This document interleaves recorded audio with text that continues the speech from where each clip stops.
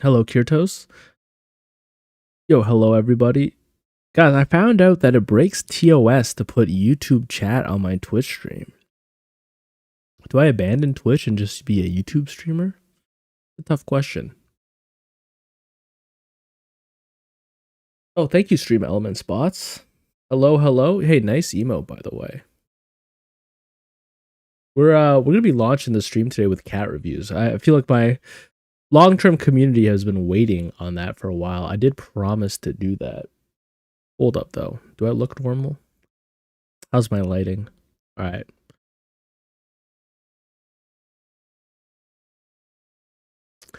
Top of the morning, everybody. How are you doing? Or good evening, good afternoon. Ooh, I already have the Discord open. Hold up. That's one sec. That's bad manners. That's bad manners. There we go. Ugly Tiny Child, I see your message. We have a long overdue cat review to do, okay? People in my Discord have been sending me pictures of their cats that they work with, and before Mugenics came out, I said that I would rate them all on cuteness and combat prowess. Then Mugenics came out early. I was supposed to be streaming at like 11 a.m. that day, and they decided to drop it at 9 a.m., and I totally didn't get a chance to review the cats. Just ask the people who want to see YouTube chat, go to YouTube. I technically, it breaks TOS to tell anybody to switch websites. You're allowed to be streaming to both websites, but you're not allowed to mention switching. So do what you like. Do what pleases your soul, all right? Now, before we get into things, I'm kind of excited because I finished figuring out how to breed your cats forever. And I feel like that was a little bit of a challenge. I wrote the script for the video. I started filming the video this morning. The video will be done either tonight or tomorrow morning, depending on how efficient I can be. But we're working on it. I feel bad because people are telling me, and I feel like it's my fault. People are telling me, hey, I have bred a perfect cat, but I wasn't able to pass his genes along.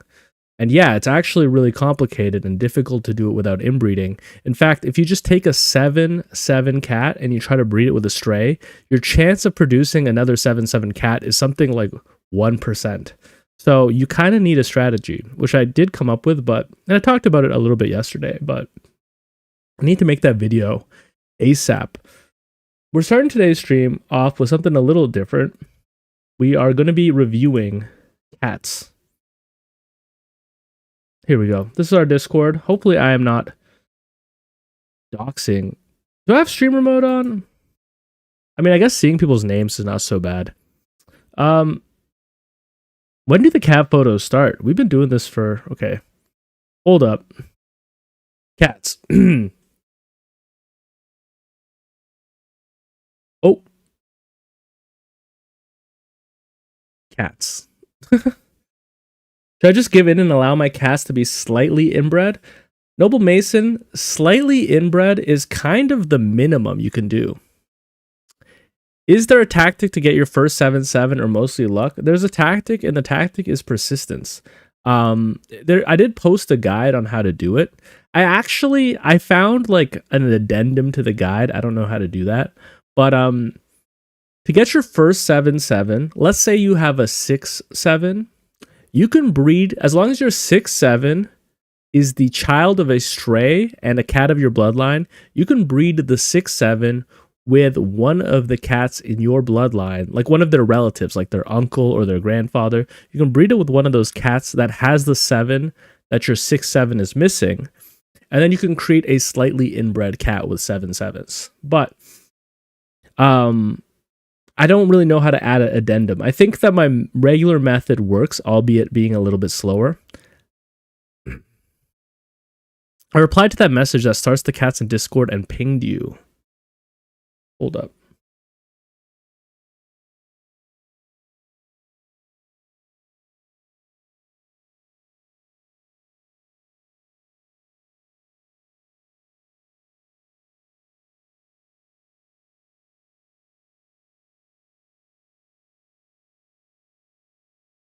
Ah, yes. Okay, that was where I was at. But thank you, Nico. Thank you. I mean, look, 6'7". Sorry, you're going to basically need to be slightly inbred at some point. There's no way to do it without going to slightly inbred. The challenge is to never go above slightly inbred. You never want to have a cat that has moderate inbreeding or severe inbreeding. How can you get better strays? Great question. If you can increase the appeal of your home, you're going to see more cats that have 7s in their stats. That being said, I will say, even on new playthroughs with 0 appeal, I still do see cats that have a 7 in their stats. You don't need a lot of appeal to see it. You can get them with 0 appeal. But obviously, the higher the appeal, I think I only have like appeal somewhere between 5 and 10, and I'm starting to see cats that have 2 7s.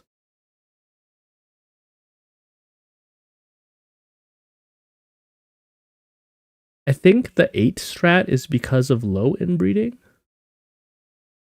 I still don't know about 8s. Anyways, guys, I will answer all the questions you want, but first, I owe it to my community to do a little bit of cat rating. This guy. Okay, this is a kitten. This is a kitten, and honestly, it doesn't look very powerful. So let's go cuteness rating, power rating. I'm going to be so real with you. This cat, out of 5, I'm only giving it a 4 cuteness, okay? I think any kitten automatically gets 3 points in cuteness, but real talk, I've seen many a cat that looks like this. Presley, thank you so much for your Prime subscription. I have forgotten to put the subscription overlays on this stream, or at least this section of the stream, but thank you.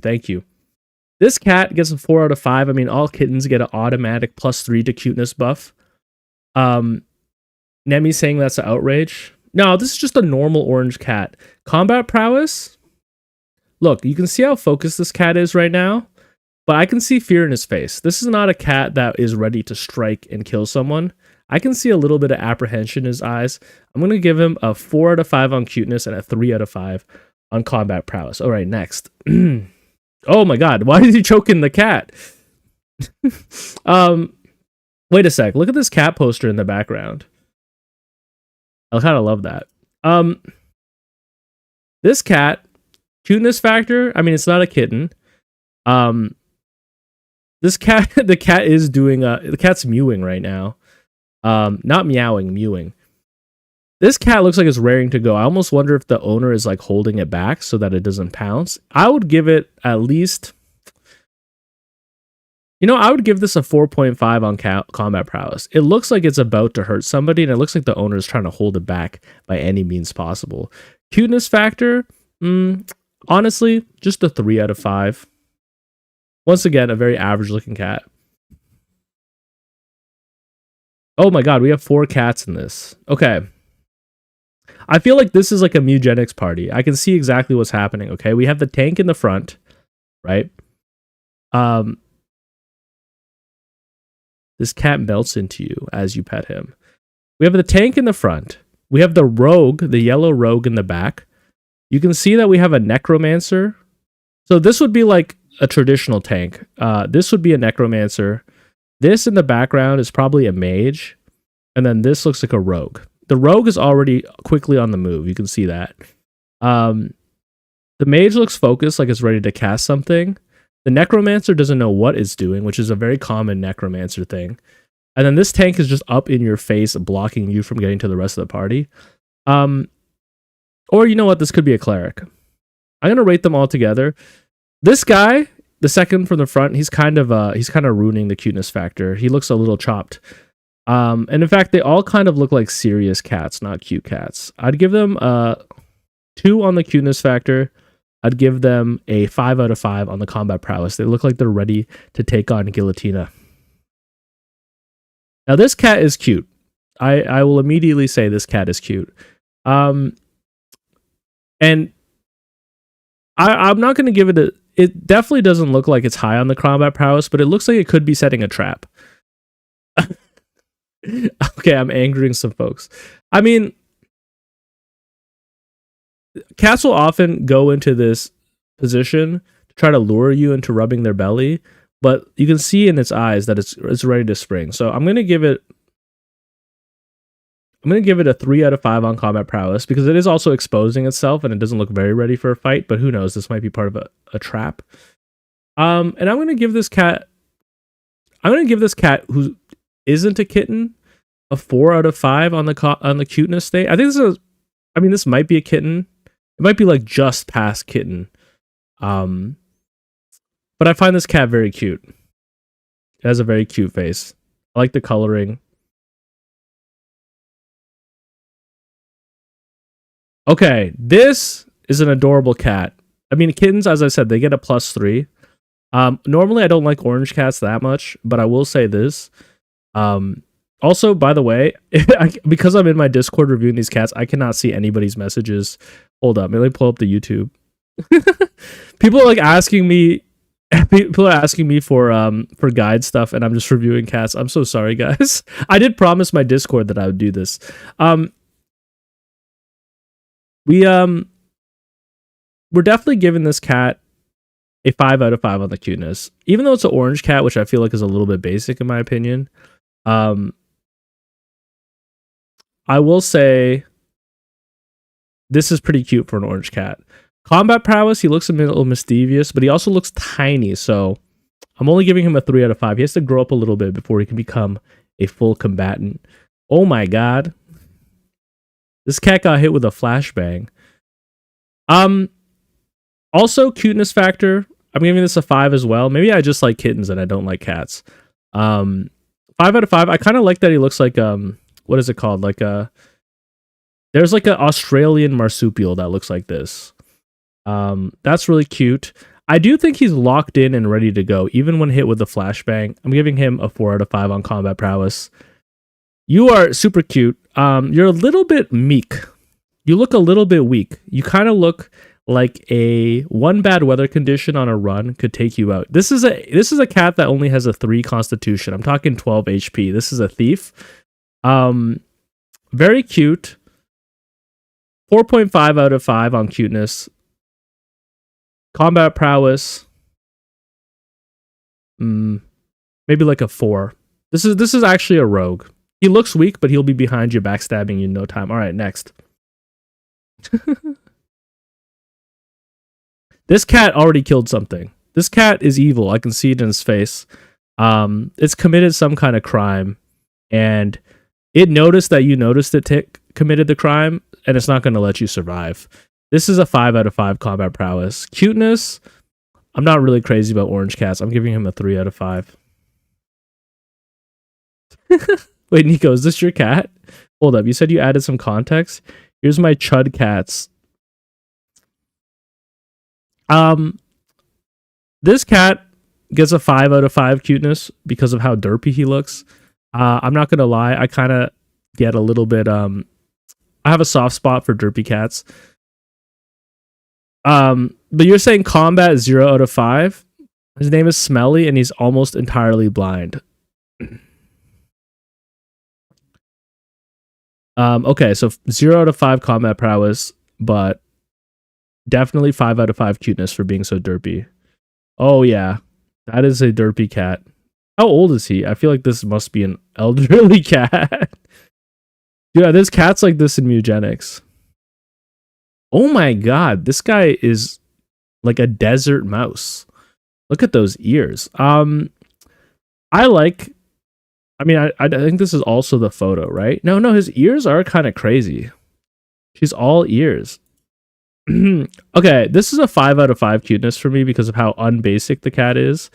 I like its freaky bat-like ears, how they glow, how you can see the veins. Combat prowess, though, she doesn't look very locked in, especially in this photo. Maybe a 1 out of 5. She looks like she's living a very chill and relaxed life. Okay, I love kittens, man. Kittens are so cute. You get a 5 out of 5 cuteness. Also, I'm going to give you a 4 out of 5 combat prowess because look how locked in you are. Look at that face you're making to scare away predators. You're really cute, but you're doing your best. Oh my goodness, dude.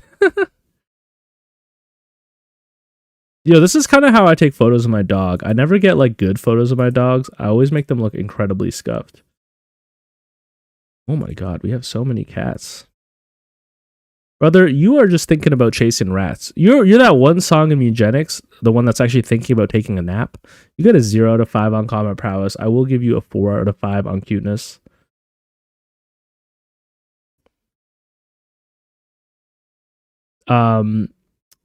This cat also looks way too leisurely to give it any high combat prowess score, so it's going to get like a 2 out of 5, 5 out of 5 on cuteness. You 5 out of 5 on cuteness. Honestly, I can kind of see your claws. You're in a cute pose, but I can see that you have weapons equipped. I'm going to say that you're a 4 out of 5 on combat prowess. This cat on the left is a 0 out of 5 on combat prowess and cuteness. Sorry. This one on the right is like a 2 out of 5 and a 4 out of 5 on combat prowess. I don't find these like basic orange cats very cute. I've seen 1 million of you.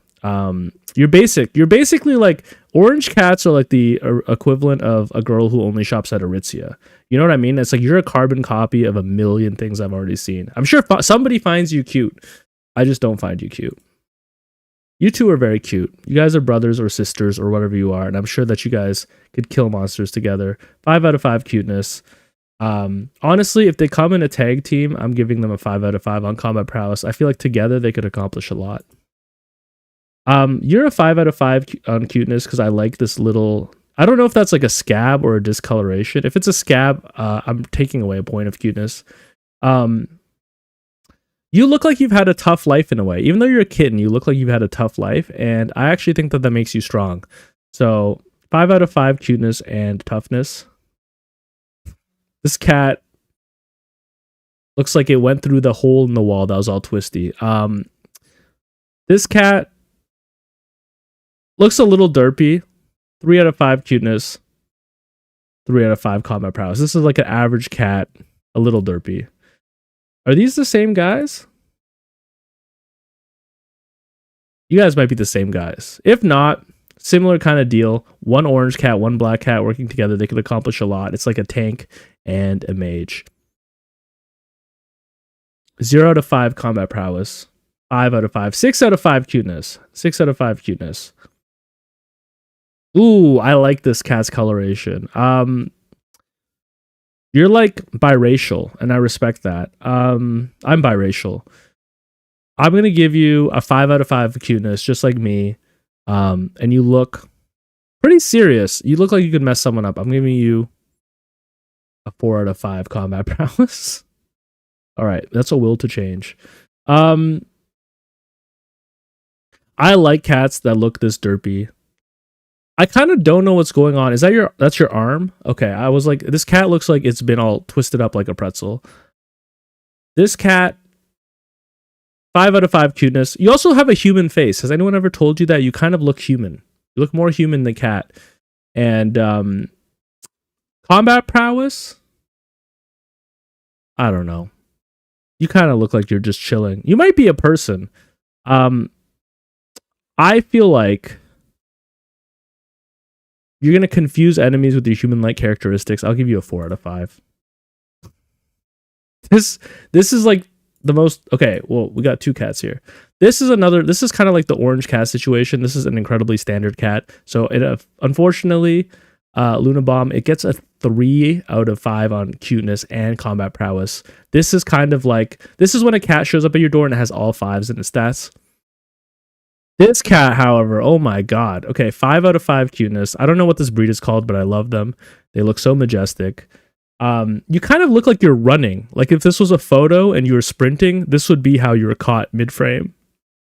But I don't know if that necessarily makes you proficient in combat. 4 out of 5 combat. 3 out of 3 cuteness. Oh my gosh. Ooh, I love a cat with a mane like this. It makes you look like a lion. That's gonna automatically raise your combat prowess and your cuteness. 5 out of 5 cuteness, 5 out of 5 combat prowess. Nico, you have a way with photos. You know what? 5 out of 5. And you are very pretty. I like your coloration. 5 out of 5. All right, let's get to Mugenics, guys. You've been patient enough. Hold up. Let me pop open the Mugenics.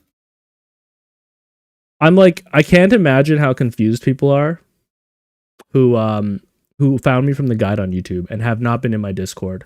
What's the Discord? I must flesk my cat. You're welcome, Green Apple. You're welcome for the breeding guide. I'm working on the next one right now. Any plans for a mutation guide? Yes, absolutely. However, that's going to come even later. Today, we're going to be upgrading our house so that I can make the mutation guide. Also, I just realized I don't have sound. Hold up.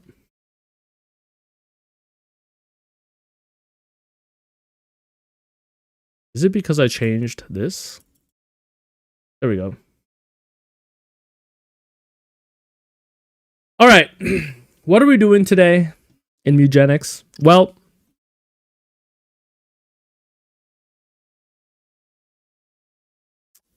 how dare you skip out on the single mom, Mr. Streamer? Oh shit. Look, I can come back to this in the future. Any plans on putting mutation furniture in the royal room? Here's the thing. I talk about this in my video script that I haven't posted yet, but I want to be able to control mutations so that there's no randomness and no chance of anything being added to my family line without me saying so. The reason I want to do that is because while people say that all mutations are positive, I don't necessarily agree with you. The game is still muted for you. Oh. Yo, good catch. I did have it muted while I was recording earlier. Also, am I yelling into my mic? I guess I am a little bit.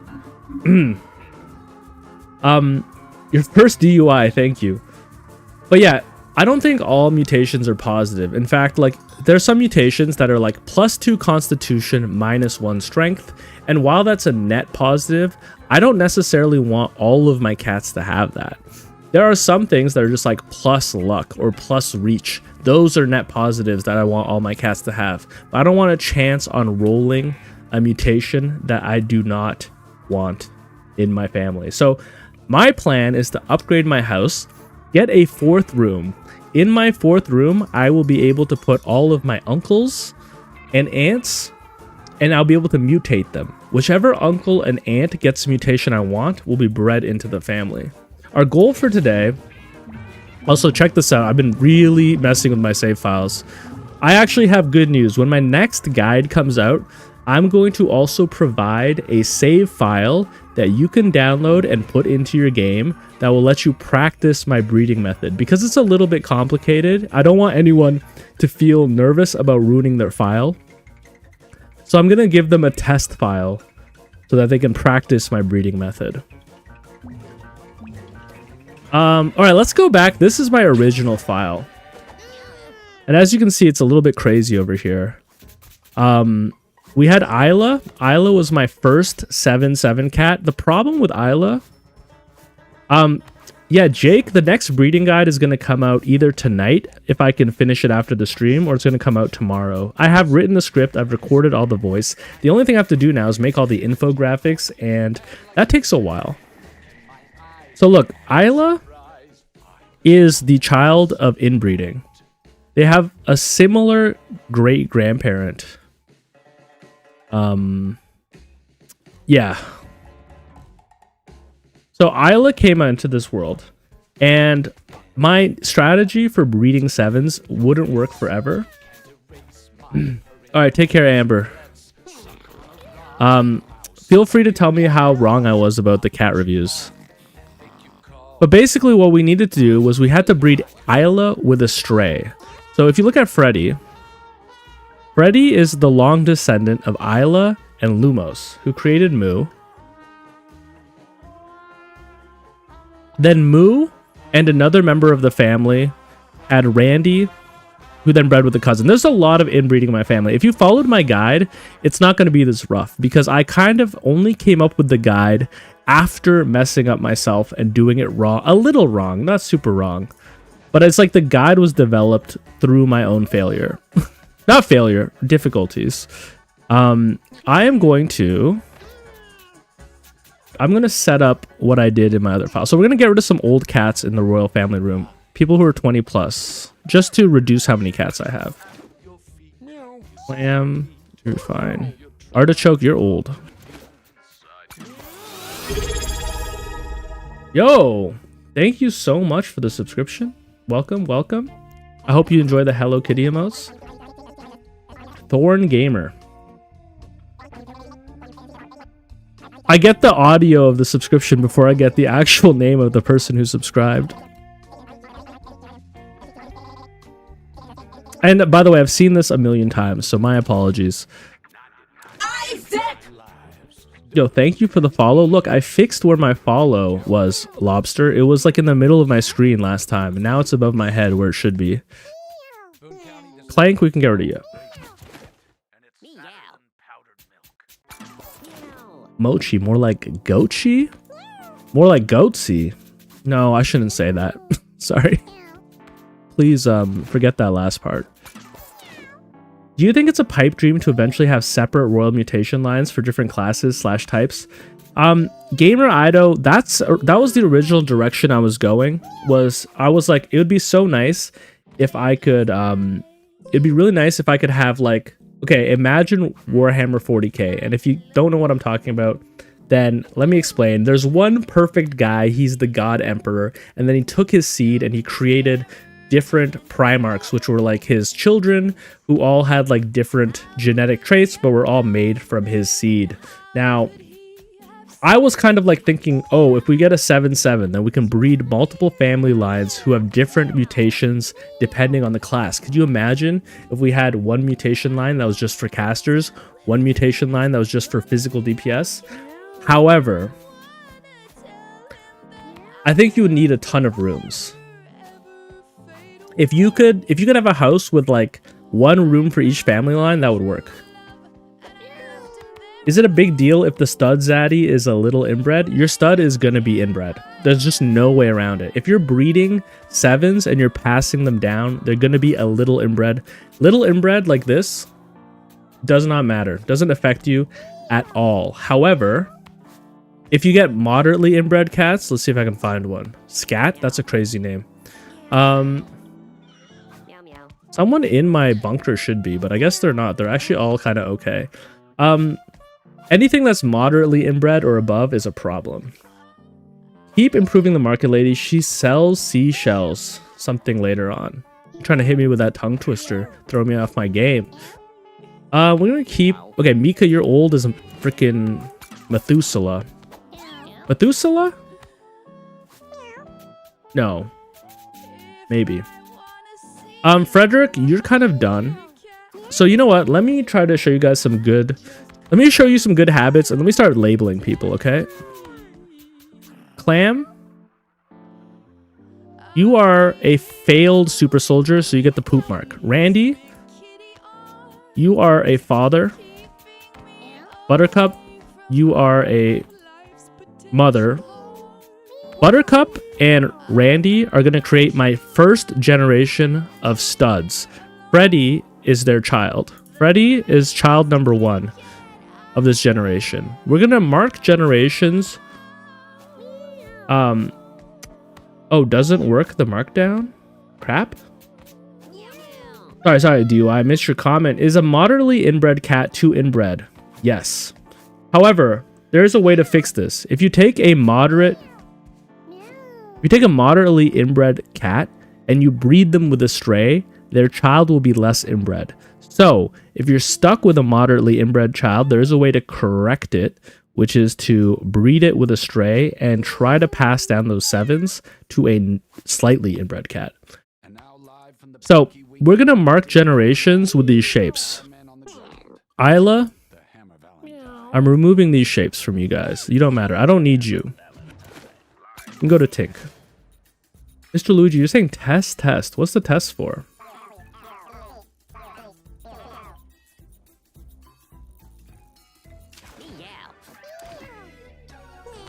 Isla, you are a retired cat who passed on your genes. Same with you, Frederick.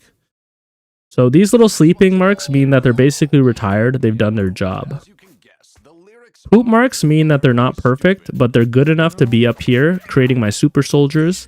Next thing we're going to do is we're going to put Buttercup and Randy down in the breeding room. We need them to breed Freddy some siblings. I'm looking for a minimum of 2 siblings, Freddy and one other. However, if you breed more than 2, it'll actually make the next step easier. And if you wanted, you could send those extra siblings on missions to pick up passives and then pass them down. So let's do that. Oh, did we roll back the save for Freddy's Generation? Yes. So the secret, today we're playing on my actual save file. This is the file where I haven't made any progress in like 30 hours because all I've been doing is running breeding simulations. I haven't played the game. Now I'm actually playing my real file. And I'm going to make some upgrades to my house. Okay, I don't think your markdown is working, at least not on my end when I'm reading it in OBS. So Nomad, you are an inbred warrior. -1 int isn't actually the worst thing, but we have enough warriors who don't have that to get rid of you. Historia, Attack on Titan mentioned. Historia is going to be part of Freddy's genetic line. Or sorry, out of Freddy's siblings. So we're going to mark Historia with the same mark as Freddy. Technically, we could now move to the second step of breeding, but I'm going to do one more. Unless we see it, Deku. Actually, I like Deku's shape. Deku, Historia's female and Freddy's male. Let's breed one more cat. I got a stray called Mothman that had 3 mutations, and I've been breeding some crazy warriors with Mothman. Look, I mean, I've been trying to tell people this. The way I'm playing the game is not the correct way to play the game. It's just how I'm playing it. But whatever works for you. Marble, you would be a great soldier. We have a house boss, and I'm not interested in fighting it, so...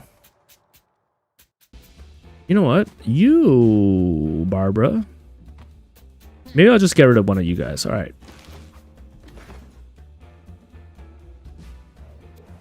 What's the red cat symbol that says tomorrow under this day? That is a warning. Okay, this is a spoiler if you don't know what this is.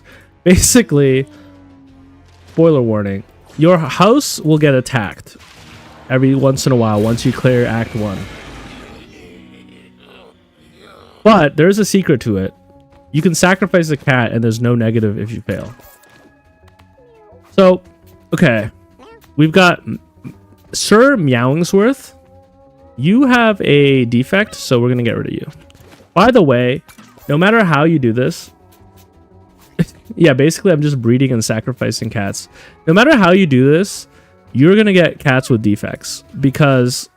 there is inbreeding. However, they're going to be like 50% of the time, and you're going to be making so many cats that you can just get rid of them. So Randy and Buttercup, you produced Historia and Freddy. So to me now, these 2 cats have done their job. They've produced the next set of studs, which means that I get to put the retire icon. That's what I'm calling the retire icon on these cats, and I get to put them in the royal breeding room. Now, I'm going to take one of their studs, Freddy, because Freddy is a boy and can mate with this stray. We're going to put him in this room. They have one goal, to produce a child that has 5 out of 7 sevens. Not a 7/7 cat. You see, if you want to continue your bloodline by breeding a 7/7 with a cat that has a 1 out of 7, guess what? Statistically, your chance of that happening every night, if they breed, is only like 1.6%. It's a 1 over 64% chance that you roll all 6 of those genes being passed down. It's like flipping a coin. Imagine if I said you have to flip a coin 6 times and it has to land heads every time. Now, to me, that sounds horrible. I would not want to pass down my genes that way. There's a very good chance that your stud is going to get too old and die before that happens. That's why I came up with the infinite uncle breeding method, because it is a lot easier to roll 4 out of 6 in any combination instead of 6 out of 6. If you roll 4 out of 6, and the reason it's 4 out of 6 and not 5 out of 7 is because if you have a 7 out of 7 cat like Freddy and a 1 out of 7 like Barbara, well, it's guaranteed to get the dex. You don't have to count that. There's no probability it doesn't get the dex. So you're only worried about the other stats. So you have to roll 4 out of 6 sevens, and guess what? The percentage chance of that is something like 25%, which is good. So honestly, on like after 4 nights, you should be able to breed a 5 out of 7 cat.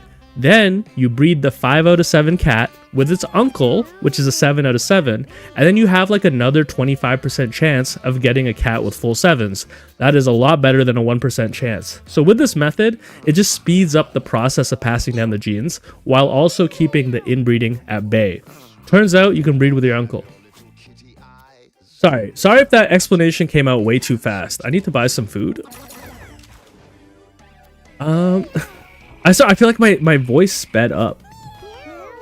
But here's what we're gonna do. Tomorrow we're gonna send a bunch of cats out on a mission to give to Frank. Our goal is to get Frank to 50 today. If we get our Frank to 50 today, then we'll have that 4th room and I can start to do my mutation testing.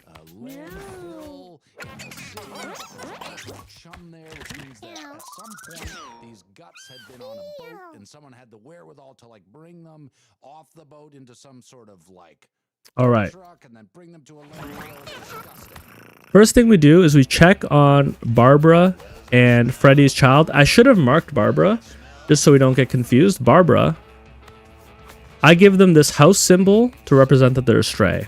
Puka, you have 4 7s out of 7. That's not good enough. You're getting tossed. Let's send some guys out on a mission. Kyle, the video is not out yet. The video is being worked on. I have the whole video basically recorded. The only thing I have to do now is like all the graphic editing so that there's like easy steps for you to follow. Because this part is not complicated per se, but it's a lot more complicated than the first part. So 4 speed is too low for me. It's a lot more complicated than the first part.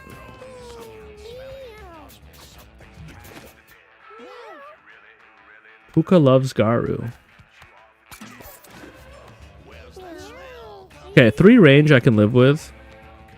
Scat, you're good.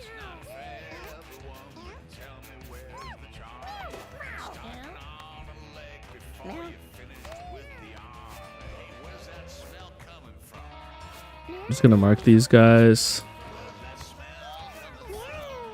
Now, before we head out, let's also look in our royal family room. You can see that they produced Brandy. And look, this is what's nice, is that Brandy is a perfect soldier. And we'll be producing a lot of those.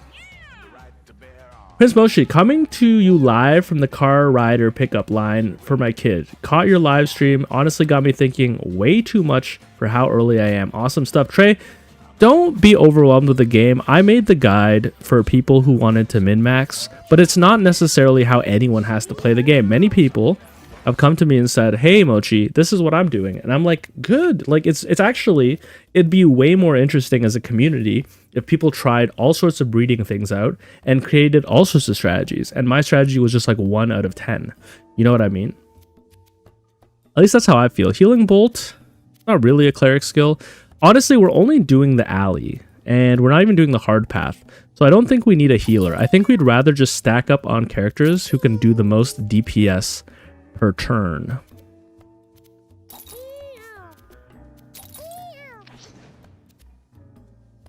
Do certain mutations guarantee sexuality? I have a leech eye mutation, but every cat it produces is gay. I don't know. I will say this. I noticed I had certain cats who were producing more gay children than other ones. That being said, I don't know if like sexuality is something that is like a hidden trait that can be passed down or not. I think that would be a little weird if it was. I did see if you use a question mark cat, they have a higher chance of producing a question mark cat than your regular kittens, I think. So question mark cats can be valuable for producing more. We're not going to give them any abilities. We have sharpen. Side slash is great DPS. Stalk is great DPS. Attacks inflict bleed. No hard path for furniture. Hard path on floor 1 doesn't give furniture, does it? Not on floor 1. Am I confused? Maybe I'm confused. Guys, it's been so long since I've gotten to play. I've just spent the last 30 hours breeding my cats. Oh, wait, you only have 4 attack? What did I do wrong? Oh, I wasn't looking at their stats when I assigned them. This is the guy who had low dex. That's embarrassing. All right, well, we'll do this instead. And we'll call that 5 damage. I don't really have a way to hit you guys.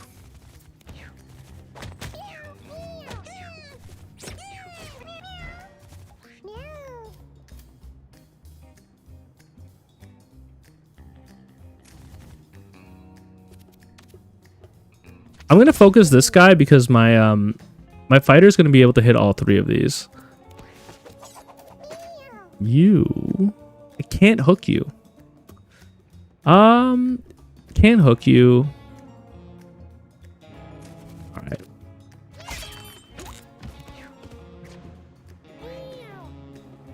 People are saying on alley, not on alley. Someone says it does. Well, look, we can check one time. We should prioritize these kittens to reduce how much damage we're taking. Oh, we have bleed, so it's almost 5 damage.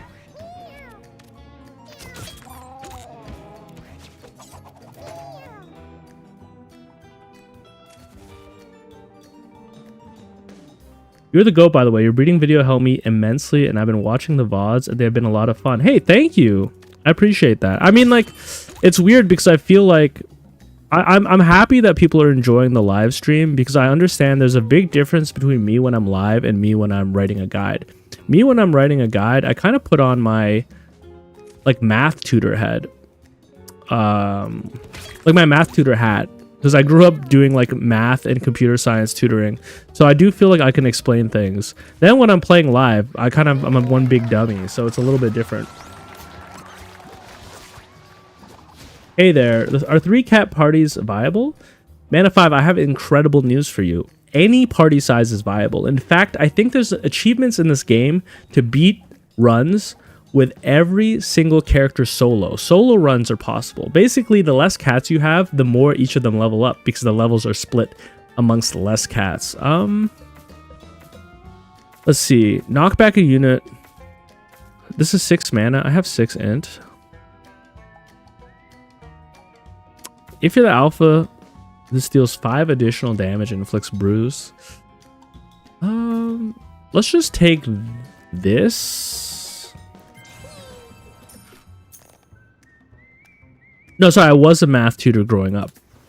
Not anymore. I'm probably pretty dumb at math now.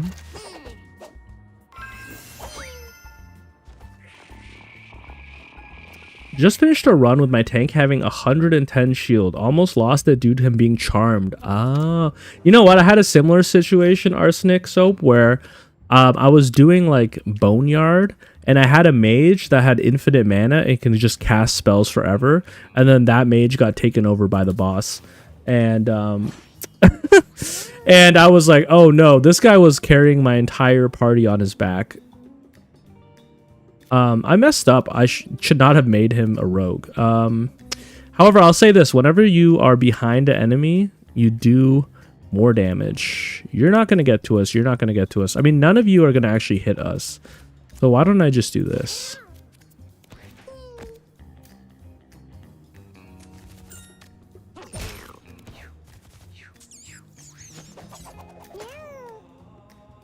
You have the shadow step, so we're going to target you. Oh, you run away. Yeah, that makes sense. I shouldn't have sharpened my thing.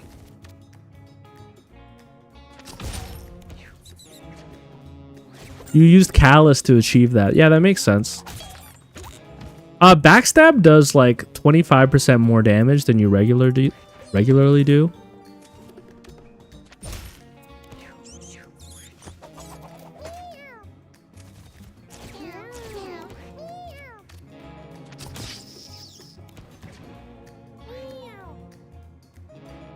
You had the sniper and he got the sniper? I'm sorry. Alright, so you'll notice that I'm kind of just not paying too much attention. It's because I want to upgrade my house today, which means we're gonna have to do this 10 times, which is a lot. So I'm gonna try to just do them fast without thinking. Is there any, sorry, your first DUI, I'm just seeing your message. Any point to keeping gay cats? Well, it depends. If they have good stats, you could put them in the family breeding room and hope that you find a question mark cat. But I will say this, there are things you can do with the gay cats. Like you can breed them with question mark cats. I just think that it's a little bit harder. So when I discriminate against my gay cats, it's literally just because I want to keep the process as uncomplicated as possible. I want to just stick to some simple heuristics because it's easy to wipe out your family line. Sever artillery with the ability to go behind enemies is quite great. When are you dropping the second breeding guide, my G? Well, I recorded it all today, and then what I have to do now is I have to edit the video and add infographics and things like that, so it's very easy to understand. That might come out tonight if I can. I'm going to, after the stream, work on it for like a good 5 hours, but I'm very slow because graphic design is not my passion. So there's a chance that it comes out tomorrow. But I am doing the method on this stream, so if you're watching, you'll kind of see how it works before the video comes out. This guy, there's really no trick to him other than beat him up as fast as you can. Obviously, if you have any AoE stuff that can kill his kittens, you're going to reduce how much damage you take per turn. Also, if you huddle up in one corner, the cats are going to come at you. As you attack them, this guy is going to like teleport with them, and they'll usually keep being sent backwards. So it's better really to, like, for example, I should actually just be huddled in this grass. If I was being smart, that's what we'd be doing. Let's try to be smart. It's not my forte, but we'll try.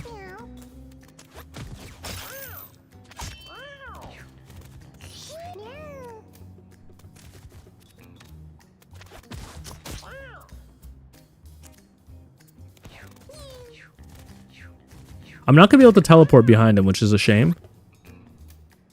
But look, we just do this. At least it's not Fenrir. Yeah, I mean, I was thinking of... Okay, you've already bred your 7s. Amazing, amazing.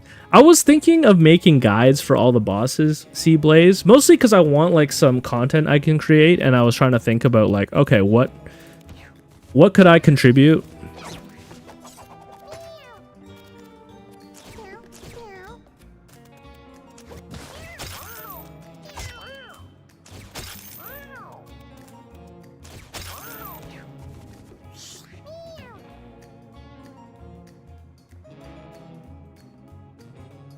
Yeah, Ethan Thornhill. Ethan Thornhill. Do you live in Toronto? Sorry. Don't dox yourself. I have heard that as well, but to be honest, I can't actually prove it. I haven't experimented with it. There's probably a lot of workarounds, and there's probably a lot of things that you can do in this game. I'm just trying to create the simplest, laziest method myself.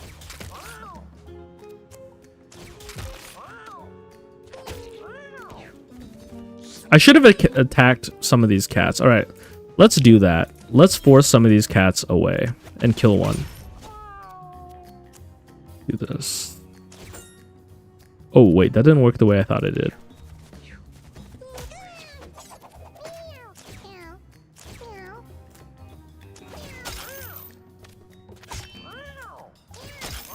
When these cats disappear at the end of the fight, I actually think that it doesn't impact your rewards. It says that it does, but I don't know if it does. You still seem to get pretty good rewards.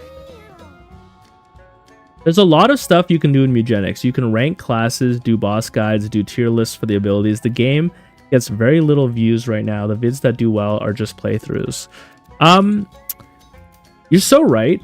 I think I've been focusing on the breeding guides because a lot of people, after watching my first guide, they messaged me the next day saying, hey, I followed your guide. Now I have a cat that has max 7s. What do I do? And I was like, Oh, you already have a cat that has all 7s? Oh my god, I need to get on the second part of this video ASAP. I don't want you to lose that stat line. So I have a lot of pressure on me to make the second part.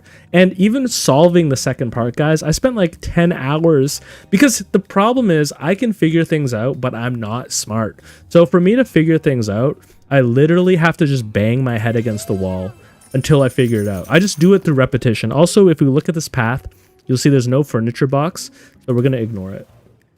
But I did figure it out, and I'm working on that video so that people do not lose their perfect cats. You want to be killed in one shot. Let's just teleport behind you. Just move over here. How's everyone's HP, by the way? Ace of Glad, love your guide, love your vibe. Have been binge watching all your lives in eugenics. Thanks for your work. And by the way, the Uncle Strat works very well. I was struggling and now I'm cruising 7 perfect cats. Ace, I'm glad that you were able to catch the strategy early by watching my lives. Today, what we're going to be doing is we're going to be upgrading our house so that I can start working on my mutation strategy. I think the mutation strategy is honestly a little simple, and I think everyone... Well, okay, I don't want to say anything I regret. I think people could figure it out by themselves if they wanted to. Basically, the mutation strat, once you're able to establish a bloodline of 7 cats all the time, you get a 4th room in your house. In the 4th room, you... Oh, I could have probably done that better, huh? In the 4th room, you put your mutation equipment. And what you do is the uncles that you're using for the uncle strat, you put them in the mutation room. Then you choose the uncle that you're going to be using to breed your stud based off of whichever uncle gets the best mutations.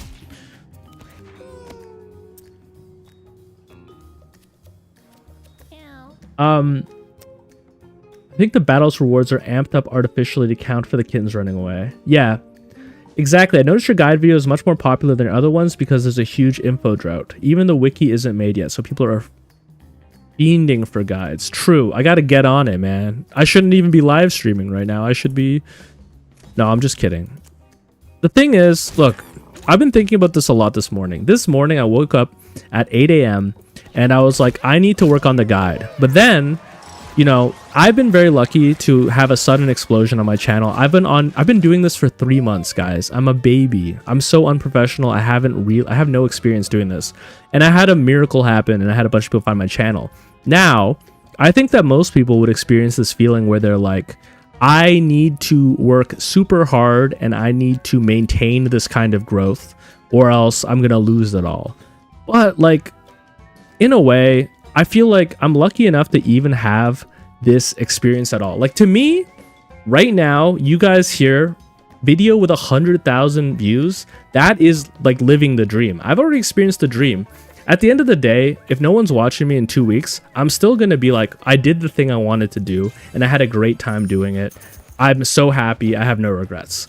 So instead of working for 4 hours this morning before the stream, I went for a walk around my neighborhood. I talked to some people. I hung out at the cafe. I talked to a bunch of the customers there. I talked to the baristas. I had a great morning for my mental health. And then I was like, all right, awesome. Now I'm going to start working on this video. So anyways, that's a long way of saying that, like, there's a lot of stuff I want to do, but I think it's very important to balance your well-being and your mental health and to not get like too caught up in the online world. Like, at the end of the day, if that was my only ever successful video, that's still a massive success in my eyes. That being said, I do have the second part coming either tonight or tomorrow. All right, what's everyone saying? I just ranted. A video about items would be helpful. I can't find out what items I should keep and what I should get rid of. Vincent, to answer your question really quickly, the biggest priority, or one of the biggest priorities outside of breeding your cats, is to increase your storage space, because a lot of items will not seem good by themselves until you start a collection and you can see how they interact with each other, and that's not really possible until you have storage space. So I would say your main quest when playing the game should always be to satisfy whatever Butch is asking for. Butch will reward you with more storage space, then ask you for a bit more. Then when you tackle that harder content, you're going to be in a great position because you're going to have lots of storage space. It's going to scale well. Have you figured out how to breed incest out? Like you have a heavily incest perfect 7 line and then uncle it out. Well, it depends. Lil Reese, if your kid is slightly incested, they can't breed with their uncle. You'll need to breed them with a stray to produce a cat that is not severely inbred. I'm having a hard time getting my last 7 in my stud. It's max except for 1 stat, but I don't want it to die before I get it. Ethan, do you have a family member in the family that has that stat? Because if so, you can breed the child of a stray and the child of your bloodline with one of their cousins or uncles to get that final 7. If they're missing the 7 for the stray, then unfortunately the best thing you can do is produce another 6 out of 7 cat to continue the bloodline and then try again. Where do I come from? I'm Canadian, unfortunately, or fortunately. I guess, like, I don't know why I said unfortunately. Okay, but let's talk about this boss real quick. Did I flex my views at the coffee shop? What's funny is the people at the coffee shop follow my YouTube, so they congratulated me.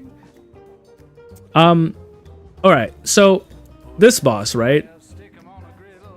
Really can be hard if you approach it wrong. Can be easy as well. Queen Hippo will always walk towards the closest member of your team, which means that you want to lead Queen Hippo around with your tank. You don't want your rogue or your hunter to ever be the closest. You want Scat to be your closest. Queen Hippo also has 4 brace, which is pretty brutal on Alley part 1, because unless you have a lot of items equipped, it's going to be hard to get through the brace. However, what you can do is you can wait until her brace goes down and then burst her with your team, who is going to have a lot of mana because you've been saving it between turns. Or if you had a lot of movement control like a psychic, you could move her around so she never hits you. What I'm going to do, since I do not have any movement tech, is I'm going to lead her around the room following my butcher until she catches up. She's going to catch up eventually. However, my butcher can definitely tank a couple blows from her and then she dies on turn 4. Everyone else is going to move around the room, like on the opposite side of the butcher, to just try to avoid taking hits from her. So 1, 2, 3, 4, 5, 6. My butcher's not going to be able to act before Queen Hippo does. I mean, Queen Hippo's going to move 1 forward no matter what, right? So why don't we just go here for now? The other thing is you don't want Queen Hippo to ever attack your character when she's adjacent to them. She has 2 attacks. One attack will send them flying up in the air. That's her uppercut. The other one is a knockback. It deals chain knockback. So what's nice about the knockback attack is that it actually puts you out of her range. So if you can end your turn in a way where she's going to hit you with the knockback, because you see that she attacks twice at the end of her turn. But if on her first attack she knocks you away, she can't hit you with the second one. So that's kind of how you want to bait her attacks. You don't want her to hit you back to back on those turns. All right, Butcher, what's your movement range? You're going to move 2 more tiles.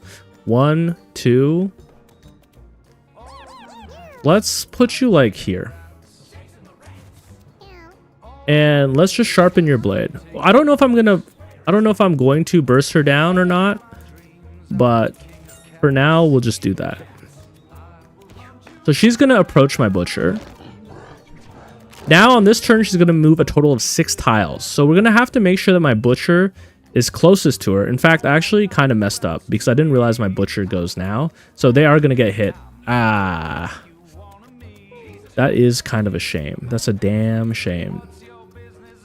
Notice how we can go like this and stay out of her target zone. See that? That's really bad. So she can move 4 more spaces. 1, 2, 3, 4.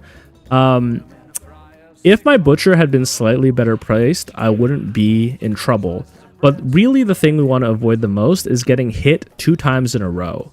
So if I put my butcher here, for example, she would be able to move 1 square and then hit him and he would land here. Then move 2 squares and hit him again. We don't want that. We would rather have her hit him here. He hits this wall. And then she moves 2 squares and she can't get near him. So watch. We move him here. We're going to do this. He's going to punch him. And we're going to actually keep our cats on this side now because she's going to go in that direction. That should be fine though. See that? Now he doesn't have range on him. She can't hit him a second time. Now I could try to survive 2 more turns. But my butcher doesn't have much movement, so I think we have to actually start fighting back. We have a lot of mana. I probably should have cast teleport behind last turn. I have the movement to do it. Let's just, you know what? Let's just see if this works.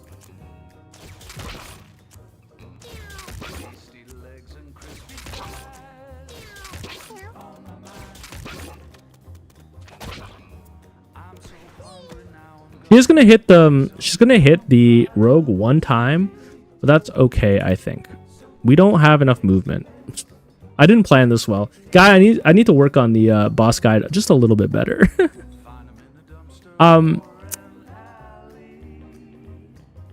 Let's go in the tall grass.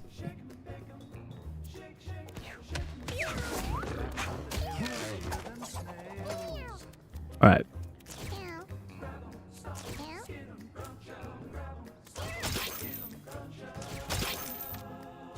You know what I mean? Like, I'm okay at strats, but I'm not the best in the world.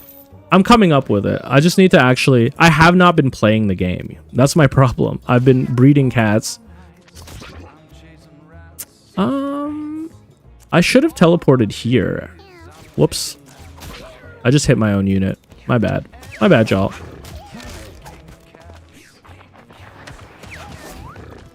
I mean, at the end of the day, these injuries and stuff don't matter. We're just trying to finish this round.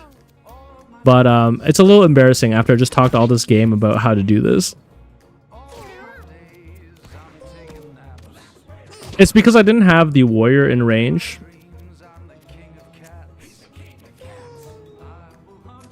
I want to knock you back. I don't want you to knock you back into my own unit.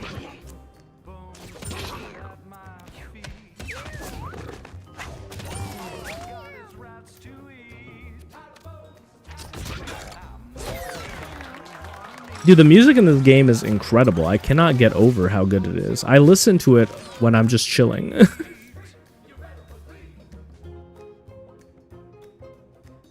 Alright. Doesn't really matter. Entering Act 2, following the guide, or even going for all 7s makes me feel guilty. I don't know why. Is this considered min-maxing and making the game much easier? It is absolutely considered min-maxing. It is making the game way easier. I'm sorry to say it. I got a couple comments of people saying you're ruining the game, but like also you don't have to follow my guide, man. I made the guide for people like me. You don't have to do it. I'm not putting a gun to your head and being like, do it. Do the guide. I don't need any consumables. Hold up. Don't need you. That's a good item actually. Let's take this. Everything else, not a big deal. Let's give you guys to Frank. Now, I got a little distracted. This went slower. Struggling to find strays with the right sex / stats. Is there a way to speed up this process? I mean, not really. It's obviously a little bit of luck. Right sex, not really anything you do about that. Right stats, you can increase the appeal of your house. Freddy and Barbara, are you guys going to consummate? Hopefully.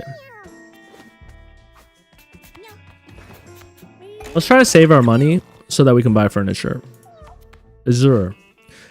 Azure has 4 7s out of 7. We're looking for a cat that has 5 7s out of 7. So unfortunately, you're going to Tink. You guys are probably ready to go on an adventure. What's my favorite Act 1 boss? Are you considering... Are you talking about mini bosses as well? Or just... There's 2. There's the rat, there's the rat, and then there's Queen Hippo. Okay, let's actually look at our stats when we pick the characters this time. You're perfect. I love you. You could be... I mean, Tinkerers do high damage too.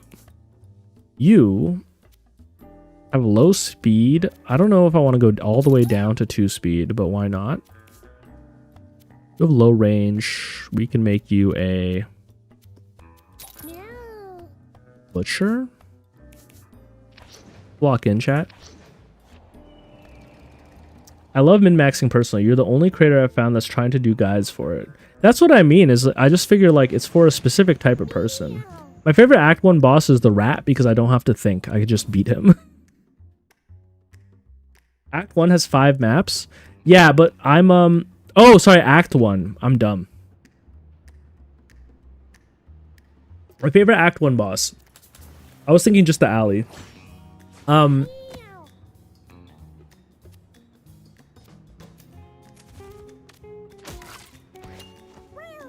Honestly, it's the boss of... For you, it's Boris. Boris is crazy. I actually kind of don't like Boris. I really like Chubs and Nubs. Because Chubs and Nubs, it feels like you're fighting a boss, but it also feels like you're trying to solve a puzzle where you make them attack each other. And I love it. It's so fun. I also really like the last boss of Boneyard. At first, I found her very annoying. But then once you solve her deal... Oh, there's a rock? Oh, that's fine. Once you solve her deal, she becomes really easy to beat. And if you're saying, wait a sec, Mochi, your favorite bosses are the easiest ones? Yes, it's because I'm lazy. I'm so lazy. I don't want to be working really hard to clear my runs. I want them to, like, clear themselves. Cat, I'm lazy and stupid, okay? The breeding is fun to do. For me, having all 7s, far more necessary, more of a goal in itself if you really want strength, mutations, and meta. Well, Luigi, what's cool is a lot of people have been saying, Mochi, mutations matter more. Yeah, but I'm telling you, you can have both, okay? You can have perfect 7s, you can pass down passives. That's going to be in my next video too, how to pass down passives. And you can also have mutations. You can do it all. You can do it all. You only have 4 int, and it's not going to go up probably, so I'll take Flea Shot. I hate that I have to down my cat in the boneyard to win.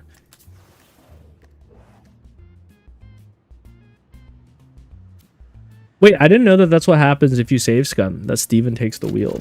I've actually never really save scummed except for creating these extra files to test breeding. Honestly, I probably should save scum because I've lost a lot of really valuable cats by not save scumming.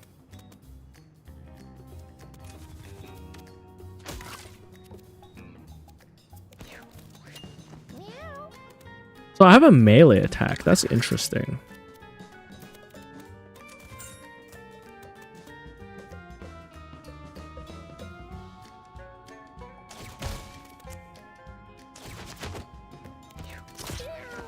Me too. I used to avoid it, but now I do 1 or even 2 save scums since it's basically built into the game.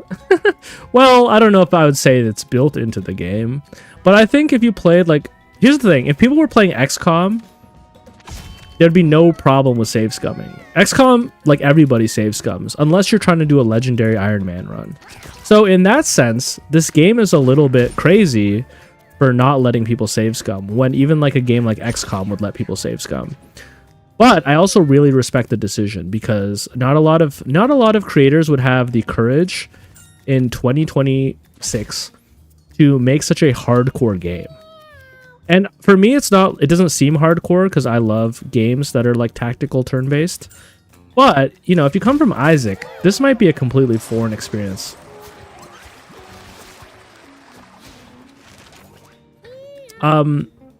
Inflict poison 2 and burn 2 on a unit in melee range. Trample over 1 tile. If you trample over a unit, you inflict bruise. Jump to a food pickup. Let's just do this. Let's do Fire Fart. I usually just pick whatever skill. If I'm low on movement, which now that I have cast with 7 movement, I almost never feel like I'm low on movement. But I try to pick whatever skill is going to increase my DPS. Wait, Steven tells you how to do it more conveniently?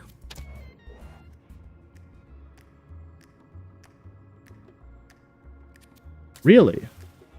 Guys, you guys are putting me onto something.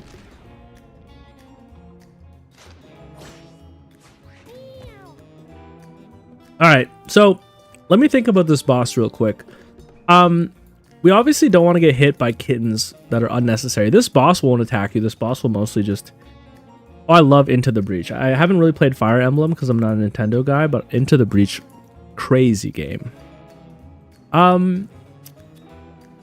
Also, don't forget, you can always utilize grass tiles. I guess if we spread out the cats, they're not going to do as much damage to us. I don't know. I gotta really think about these boss guys. I haven't given it enough thought. What is this? Roll the bowling ball. Will it just push you in this direction, though? I don't want to do that.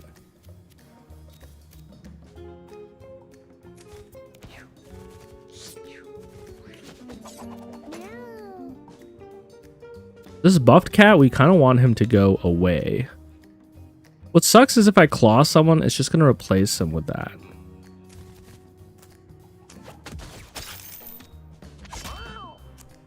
Here. Have some fire and fart. Oh, you can just quit to the menu. The boss will attack you if you can't make it to a kitten to lick them. Oh, that's really important to know. Thank you.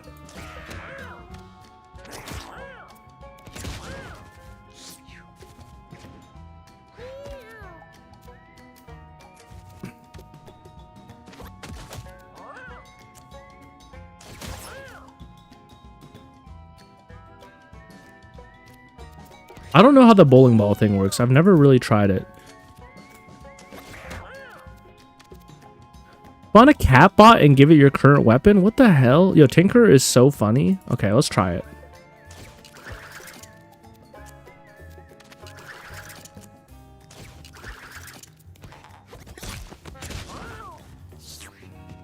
I find being able to save scum twice is enough most of the time. So what happens after this? What happens? So the first time he warns you. What happens the second time?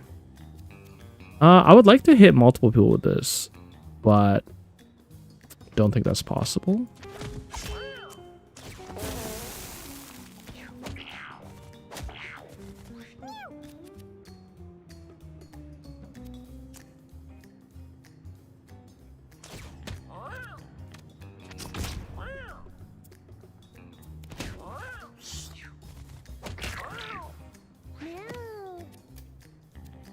I don't know this bowling ball thing. Okay, let's try it. It does just push them in that direction. Got it.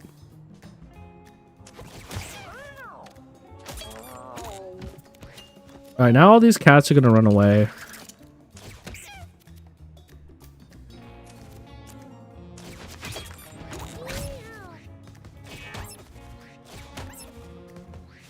He gives everyone deja vu.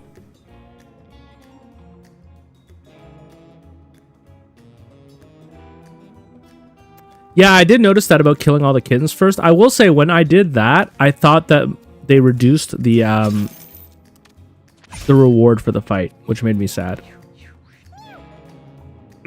What is deja vu?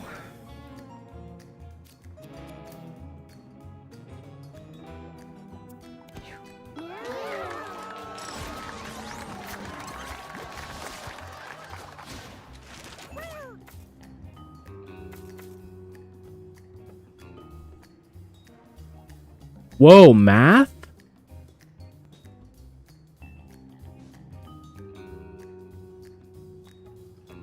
Oh, second time he gives autopilot to one unit, third to everybody. Guys, we love math. We also love mech suit, though. Mech suit's crazy. Mech suit less... I wasn't looking. I just clicked something randomly.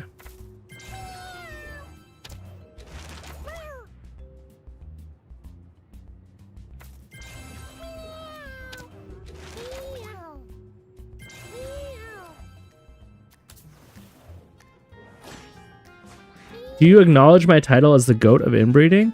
People have been calling me all sorts of names for like famous inbreeders in the past. I just hope that none of them are German scientists. Call me what you want, but don't call me broke. But other than that, also don't call me like a Nazi eugenicist scientist. If anything, you can call me Yakub. You can call me the Yakub of the eugenics, man.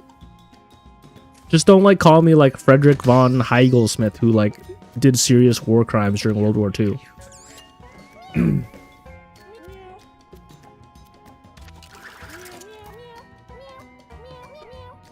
Meow, meow, meow. I mean, with these leapers, you really don't want to get... You don't want to get into a triangle formation. Whoops. Not triangle. 3x3 formation.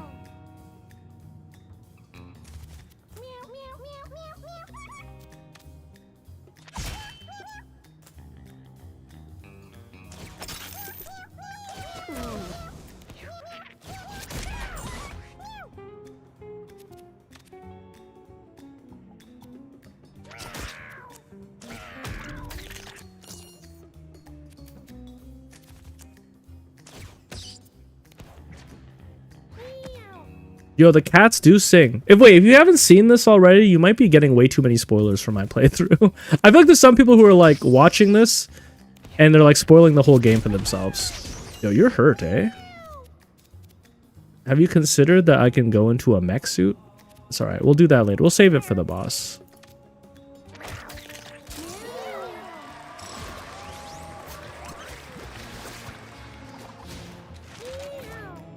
He gives cats a 10% chance to do nothing when they take an action. That's really brutal. I thought he said he was going to crawl through my screen and kill me. That's what I was worried about. I don't really care if he does something like that. All injuries you get are concussions. Wait, why am I looking at these? We're going to give these guys away. Really, Kamikaze? I thought Edmund said that once you unlock a skill, it shows up in your next run. Are you sure you didn't miss it? I thought he said in an interview that he was designing the game in a way unlike Isaac, where if you found when you unlock something, you get it on your next run. We don't need the rare candy. We need the money. Oh, it's Ratty Rat.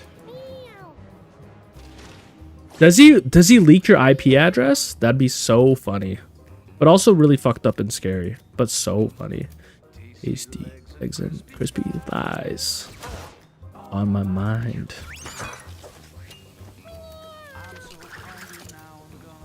Alright guys, so the trick to this fight is you just defeat the bombs every time they show up. I don't want to pull him into the tall grass, if I'm being honest. Alright, my cats are gonna get messed up. I guess in my guide I can include to not spread your cats out too far so that they can hit the bombs. Oh well.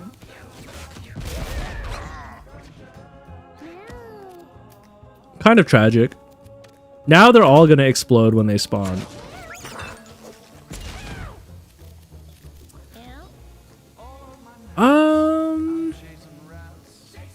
Can I spawn this mech suit? Like here? Yes.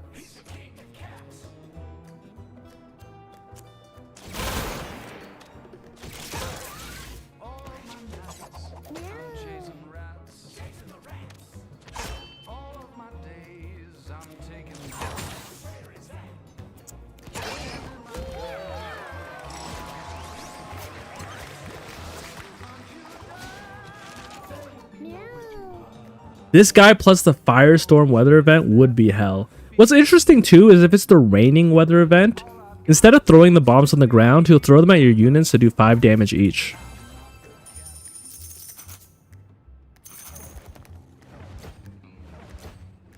I don't really need all those pills. How are we doing on time, guys? We've only done 2 runs in the hour. All right.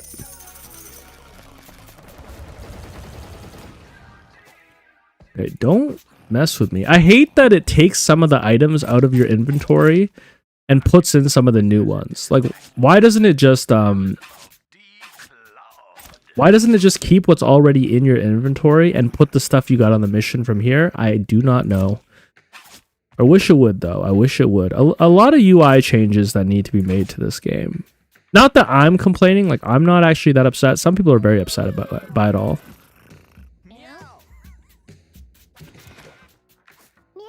I just finished my first run through Bunker. Is the hard path always a guaranteed rare furniture box, or did I get lucky? It is always... Well, I don't know if it's a rare furniture box, but it's always for furniture. It's supposed to get fixed tomorrow. October skies. What wonderful news. Really? Look, I waited for this game for 15 years, and I'm going to be... Like, I was in high school posting about this game, and it met all of my expectations. I actually couldn't say enough positive stuff about the game. I think it's hard to make a game that is this true to your vision and also this high quality. So I really would never complain. All right. Guys, we made progress on our breeding. Remember how I said Freddy and this stray have to produce a cat that has 5 or more 7s? Well, look, this is Kafka. Now, the only other caveat is that this cat has to be the opposite gender of Freddy's sibling. Historia is female. So Historia and Kafka are now going to breed. I call this the ant breeding method. Deborah the stray can leave. You produced your seed, and Freddy, you are now retired. Now, Kafka and Historia are going to be able to pump out 7 out of 7 studs so that we have a new Freddy and new siblings. If I wanted to pass on passives or skills, I would take some of the children they make and bring them on an adventure, and then I would choose the next stud based off of them. But I'm not going to really do that right now. Alright, you can be a warrior. What about you? You can be a warrior? What do you have? -2 intelligence? Actually, that's way too bad for me. You can't do that.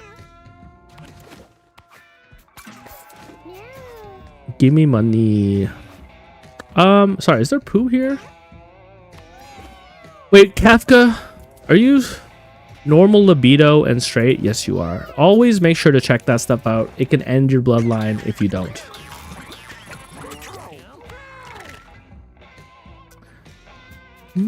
All right, Jintri. Jintri, you are a perfect warrior.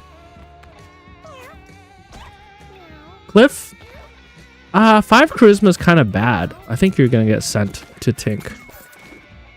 You can be really picky with these cats because they come out so frequently. Stat tier list? I could do a stat tier list right now. Constitution #1 for sure. Constitution #1. Later on in the game, boss attacks, they will one-shot your cats if they only have like a 4 constitution. There are enemies in this game that will do like 16 damage in a hit. So I think having high constitution, at least 5 minimum in my opinion, is very important. Also, movement becomes more and more important as you play the game. You need movement just to get out of like boss AoEs and to accomplish stuff in the fight. Basically, the game's kind of like a puzzle game. You're going to encounter things that require you to act quickly and solve them before they snowball out of hand. So I would go Constitution, then Movement. Then I would go Intelligence. Being able to have... being able to cast spells every turn and use your actions every turn instead of just like once every 2 turns is so important. Then I'd go Luck. Luck affects your random encounters that you come into in the world. It affects what items you get at the end of runs. Honestly, Luck might be the best stat in the game. I just don't have the data to prove it. But for now, I'm putting it under Intelligence. Then I would do Charisma and then Strength and Dex last because they're not good for every cat. It depends on if you're a Ranger or if you're a Strength unit. How much comfort do I need in the breeding room? My breeding room only has 11 comfort. Only 11 comfort. Why does it have -1 health? Hold up. -1 health? Wait, guys. What is going on? Oh, you know what? Sorry. In my other file, I got rid of the sewer small table.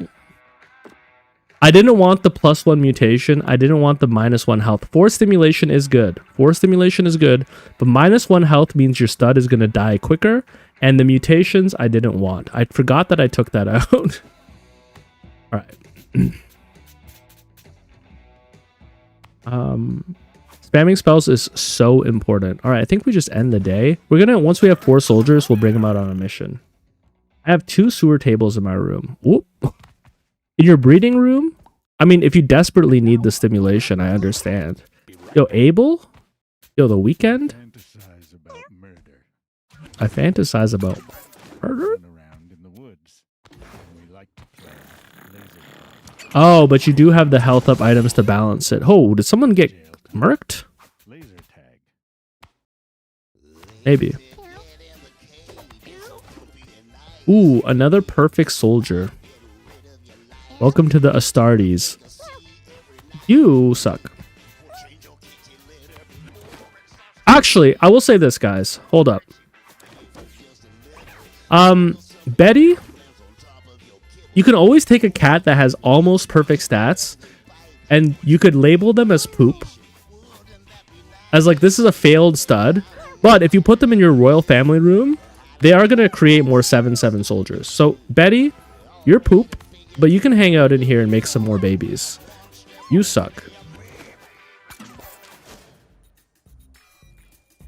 It's like 40 stimulation. Okay. Lycophos, I don't know how to pronounce your name. I have great news for you. If you want to pass down passives, I recommend having a minimum of 40 stimulation. Do not even attempt to do that in your breeding room until you have a minimum of 40. Why is that? Well, in all of my testing, and I did like 15 generations of cats on my own file, passing down a passive is really rare. I would say that it only happens like 10% of the time. And on top of that, you already need to birth the right sex cat that is straight and has an average libido. So you already have so many factors going on. When you try to add to the passive, it just makes the chance of getting the perfect prodigy even lower, which is really brutal.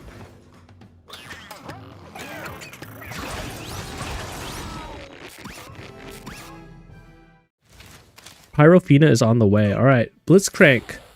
Yo, you are a perfect soldier. You're probably like a good off tank.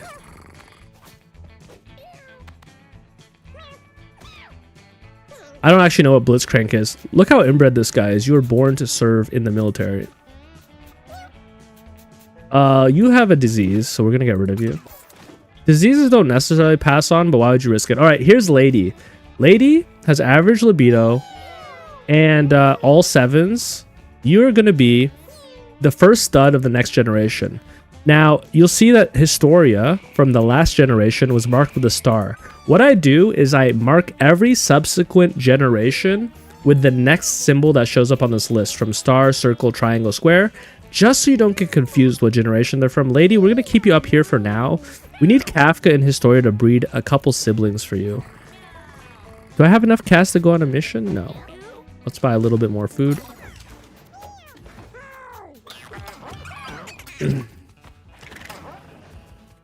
League of Legend Easter egg. Yeah, I've never played League. I played a little bit of League. My friends begged me to play League, and I was like, sure, I'll join. I got in, I bought a bunch of skins, I practiced a bunch, watched a bunch of YouTube guides on how to jungle.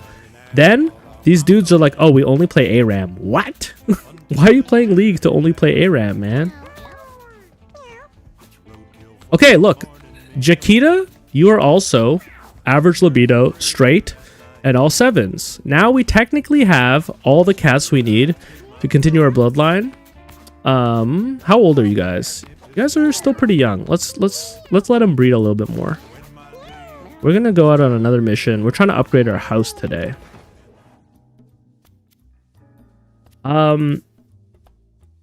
I mean, you all have perfect stats except for you. Okay, you can be our fighter. You can be our butcher. You can be our ranger. You could be our... Were we doing good damage with the Tinkerer last time? You know what? I actually think the Druid does okay damage just because of the bird. And the bird inherits the stats of the Druid. Or maybe I should have been a rogue. Ran a cool negative mutation today that gave thief abilities and -2 charisma. Oh, yes.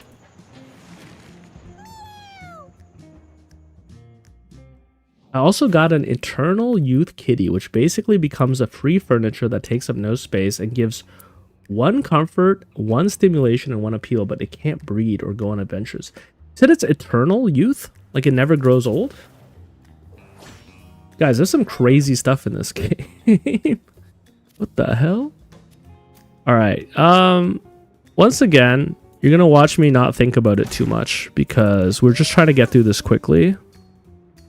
Give a familiar an extra turn after this one. Wait, that's pretty good.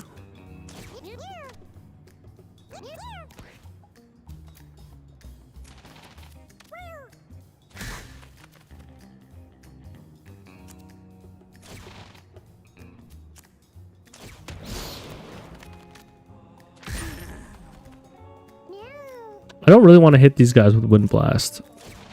Whoops. Bird, it doesn't really matter if the bird goes down. The bird will come back next round.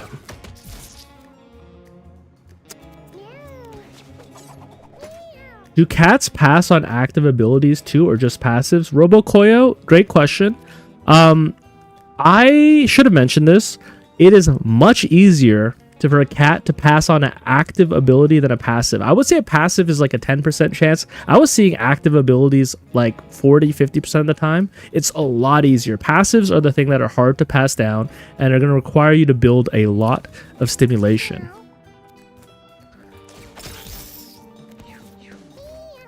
How many 7s are we looking for in an alley cat stud? Sorry, what do you mean by alley cat stud? Do you just mean how many 7s are we looking for in a stud?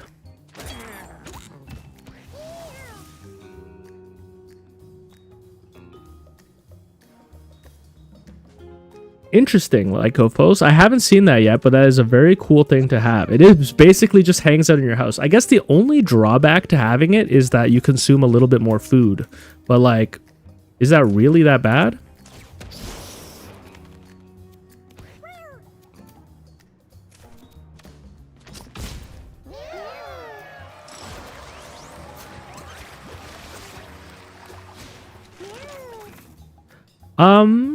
Each familiar attacks their closest enemy immediately if they can. Inflict sleep on units in the area could be really good if we get that hippo. Let's just... Oh wait, we don't have enough intelligence to use that. Duh. What is this? We got poop blockage? I've never seen this map. Or maybe I have, but I've seen it flipped backwards? Maybe I've seen it flipped backwards. The one that comes to your home without breeding.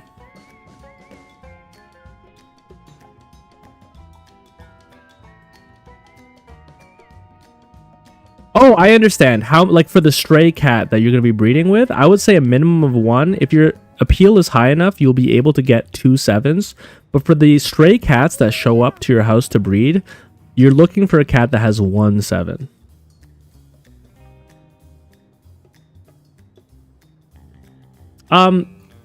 Yeah, don't buy Astros.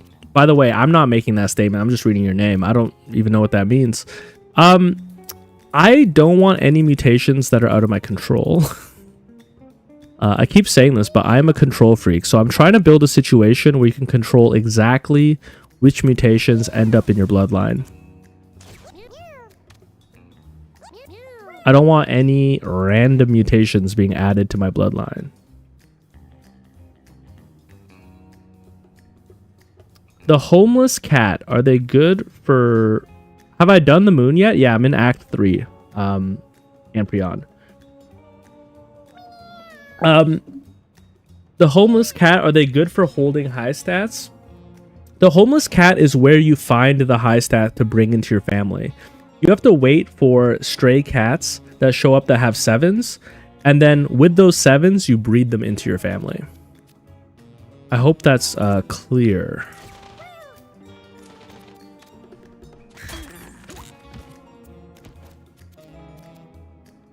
I mean, we're basically going to sacrifice our bird here.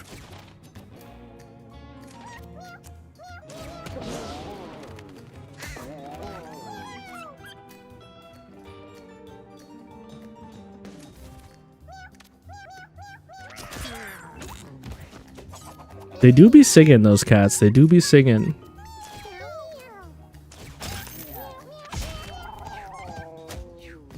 Meow, meow, meow, meow, meow, meow, meow.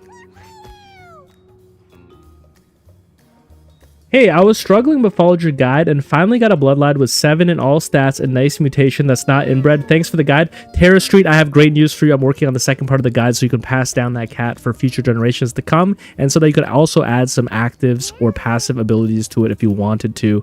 That part will either come out tonight if I really bust my ass, or it'll come out tomorrow most likely, because... you know what? Like, making a video always takes more work than you think. In your head, you're like, yeah, I'll just do this in 5 hours. Then you're like editing photos and stuff like that. And you're like, wow, this really does take work, huh?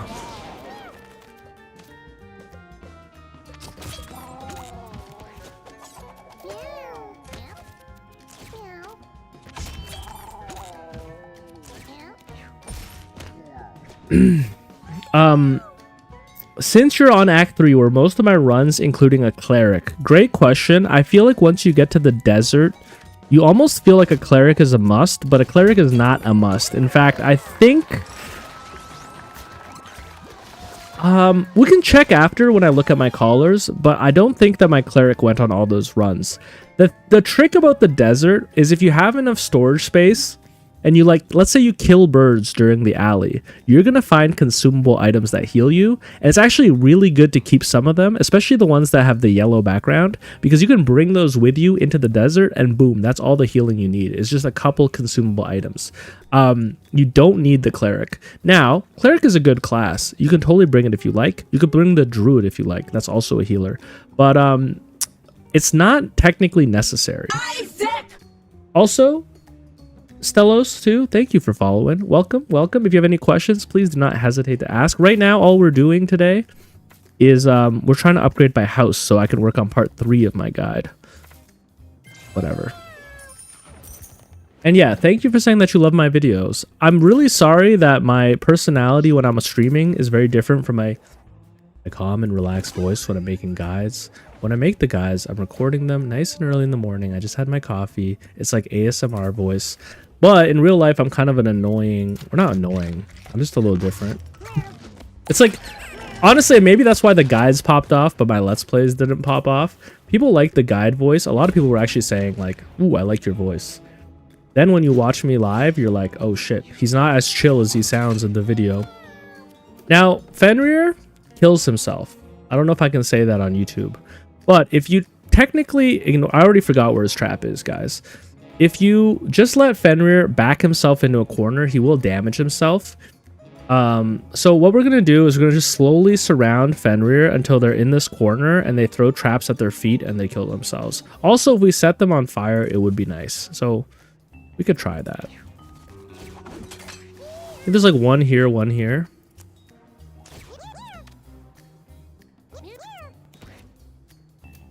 Let's try to not... can a bird... I don't think a bird can get hit by a trap now that I think of it.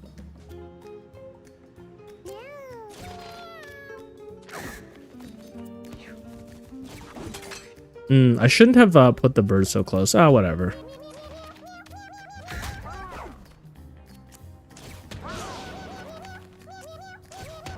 Yo, our druid loves to sing, eh? Yo, JG Melody, hello. How are you today? Welcome back to the stream.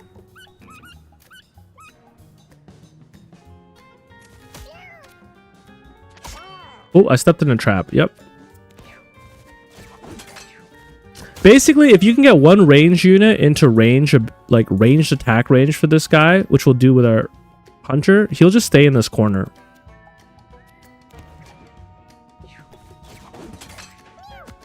Do you have any tips for the final boss of the moon? I struggled a bit with it. Are you forced to smack its hands into its face, or can you kill it a different way? Amprion, there's one other kind of hidden way to kill it, which is if you have a tank that has the consume rock ability, he will one-shot the boss. That being said, that is not how the fight was designed, and you don't need to do that to beat him. Let's set him on fire. That's awesome. The real secret to how to beat the boss, and this secret's going to help you just in the moon and in Crater in general is you need to build a team that has many attacks per turn. What are some units who do that? The Druid does that well with the bird. The Rogue does that very well. The Fighter does that very well. If you build a team comp that can attack multiple times a turn, you are going to find it easy to turn those hands around and hit them into the boss. However, if you have too many characters like... actually, the Hunter would be good too. There's a lot of characters, I guess, that can attack multiple times a turn. But that's basically how you beat that fight, is you just have to build a team that can do that.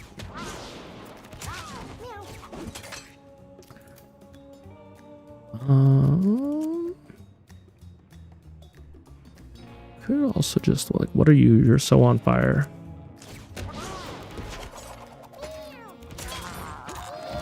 I'm doing alright, just having a chill day, learning about nested loops. Druid seems like a jack of all trades class. I would call Druid a support class for sure. However, they do have the ability to also be damage. Have you used Circle of Protection often as Cleric? Just got it for the first time. Excited about the idea of constantly casting it on your party. Trey spoke. Can you remind me again what Circle of Protection does?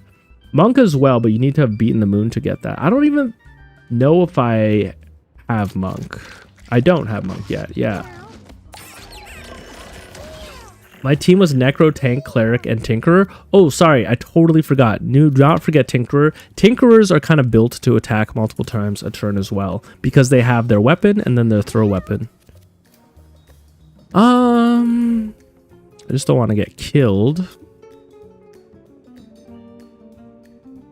Can I hit this rock into someone? I think so.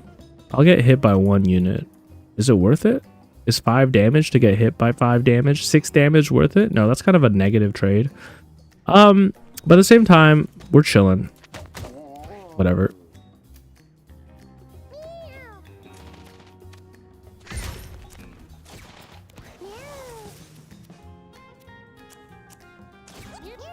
No one actually need health? No?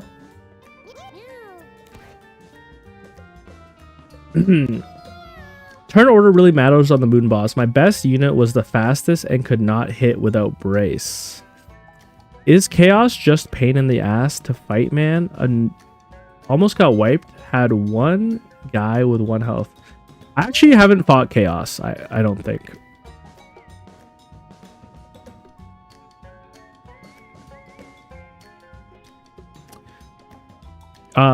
Sorry, I'm trying to catch up on the messages. My apologies, chat. My apologies. I'm a slow reader.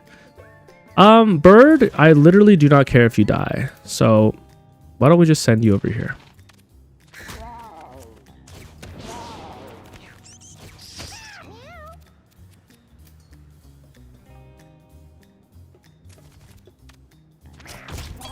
Crazy. That's a crazy shot. Good job. Let's just use the cleric's buff skills. The skill of endowment upgrades you. Sorry, upgrade gives you +1 bonus actions to all adjacent units and a variety of other buffs. Literally able to spawn turns. Used on Hunter is good too. Exhaustion got my team all killed because I kept trying to get the hands in the right spot and never would. Also, by the way, getting the hands in the right spot, there's a little bit more margin of error than you might think when you look at the face of the boss. You actually have a couple more tiles. I don't know if I can explain that well right now without like a diagram of the fight. But it's actually, you have more tiles to work with than it might look if you just looked at where the boss's head is.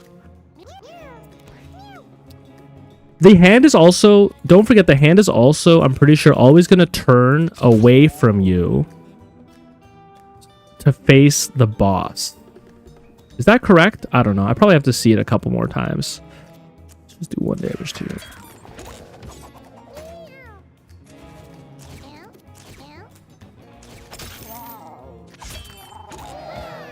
Just beat the beast with Jacob and Isu and Isaac. Actually the most annoying character ever. Congratulations. I haven't even played them really that much because they are pretty annoying. These attacks inflict bleed, sure. Congratulations, Nico. I'm glad you're still playing Isaac. Were you playing Isaac before you started watching my Eugenics Triathlon?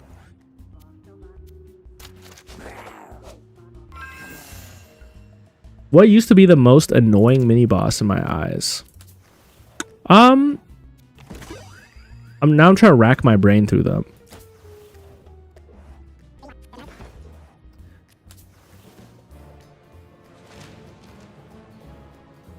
I will say, depending on my build, I find what's the guy in the desert that just runs around? Is his name Daz?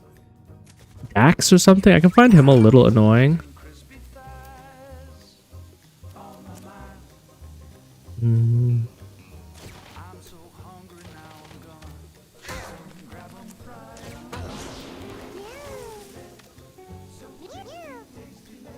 What are you doing right now? A quest or just fun?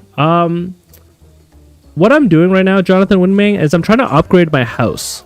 But to do so, I need to send Frank 50 cats. So what I'm doing is I'm just doing Ali again and again and sending him my cats.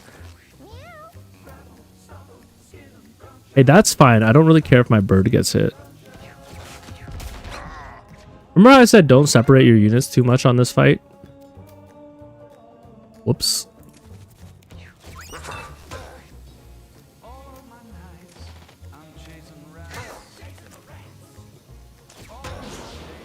The cat thief. Yeah, that cat can be a little bit annoying if I have a build that spawns coins.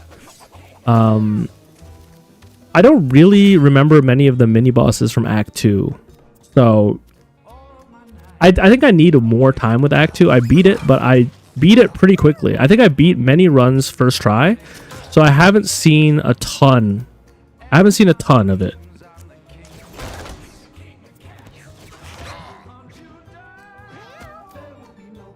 Basically what happened is around the time I beat Act 2 once I beat Act 2 was around the time I got my first 7/7 cat. Then I made the guide immediately, and then I haven't been able to play the game normally since, because I've just been doing breeding strategy and breeding research.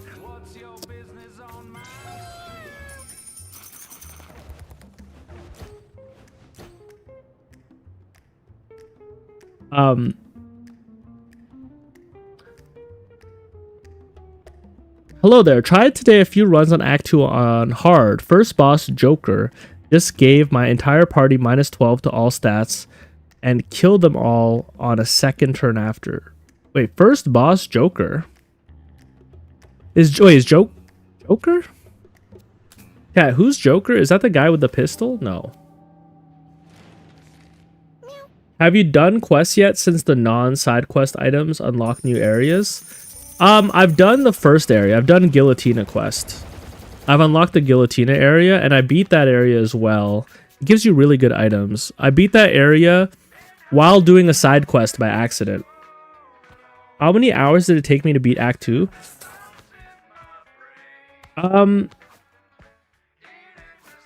Who's Joker? Is he the guy with the dice? How many hours did it take me to beat Act 2? I don't really know, because I've been so messed up with the breeding stuff, it's hard for me to really keep track. But I don't think it took me that long. Once I felt strong enough to go in there, it wasn't so bad. But you guys have to remember, I have overpowered cats because I focus so hard on breeding. Like, my runs are kind of non-traditional in that sense. I don't know why I'm sweating these items. None of them are that good. All right, let's give you to Frank. Oh, Joker's the one that has the dice? Is that what you're talking about? Is that the cat from Final Fantasy 14 on my bed? That is absolutely the cat from Final Fantasy bed. That's Fat Cat right there. We love Final Fantasy 14. Game changed my life. Cannot wait for the next expansion. Oh yeah, so the boss with random abilities is really not so bad. You just have to, once again, kind of like the moon boss. I have a theory. Basically, Edmund McMillen is trying to teach us what we're going to need in order to beat the bosses that are the final bosses in Act 2, okay? The guy with the gun, you need a lot of movements per turn, and that is pretty consistent with Crater and Moon. Same with the guy with the dice, you need to be able to attack multiple times a turn, and to be able to reroll the dice, and you're gonna need that on the Moon boss. Good afternoon, Scuba Steven. Just found a pinwheel that looks way too much like a certain German symbol. Oh dear, okay. I played Final Fantasy XIV for years now, well over 35,000 hours. Yeah, I think me too. I don't play it all the time. Every time there's a big patch, I'll usually come back to it. I've been playing it since Stormblood. I've been playing it since Heavensward, but like the last patch of Heavensward, so I don't really count it. I'm mostly playing since Stormblood. Really love that game.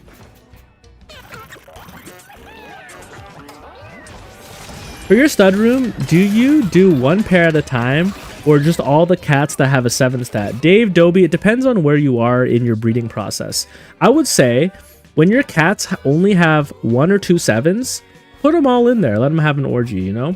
But once you start having cats that are like 3 or 4 7s, then you're going to only want one pair in there at a time.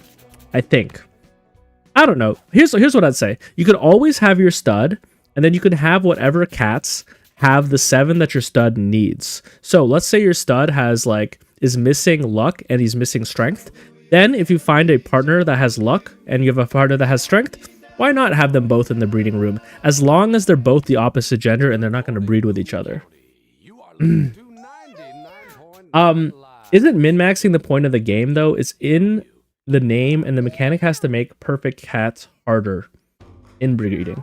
I mean, it's really up to people. Like, I think you can min-max in different ways. Some people right now, I would say that they're min-maxing for mutations, and that's valid. I'm min-maxing for perfect stats, then passives, then mutations last. Claude Pudding. Mr. Big! No! Not Mr. Big. Carrie, don't fall for his tricks, man. He's not a good guy. Kitty Prairie, you're going to hell. You can also use bodies like Necromancer zombies to tank shots as you waste more shots. That is true. If you have the ability to summon... I guess summoning... Are you dead? Or are you sleeping? No, you're dead? Yeah, I guess having spawns also counts as multiple attacks per turn. Especially if you're druid and you can control them. What am I doing? I have enough to cast Ascend on Adventure. I guess we're doing that. What do you do if your stud is moderately inbred? Leroy Jenkins. You need to breed it with a stray cat to produce a new stud that is only slightly inbred. Yes. I just unlocked a Tink upgrade that lets me see sexuality and all my good stat cats are gay or low libido. Scuba, I am so sorry. Can we get an F in chat for Scuba? I don't really know. I don't think it matters who we're playing.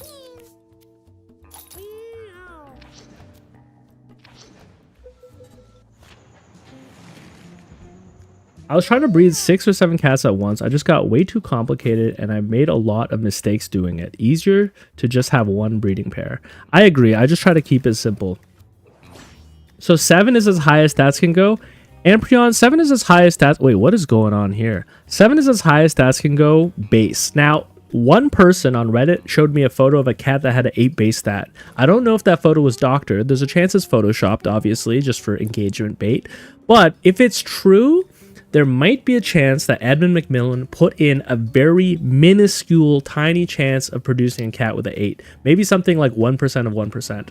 But if that is the case, you still don't plan around that. What you do is you create your 7/7 stud. If you ever see that 8, you bring it into the family. But I don't even know if it's real. I cannot confirm. I was talking about Arthur, the Joker boss from the lab. I met him in the desert. I haven't... Oh my god. I'm trying to remember the boss from the lab. I feel like I made it to him, but... Guys, it's been a while. It's been a while since I've done anything in this game other than breeding. Once I'm done the breeding, guys, I'll finally be able to play the game normally and study bosses and make boss guides. But right now, we're just making breeding guides.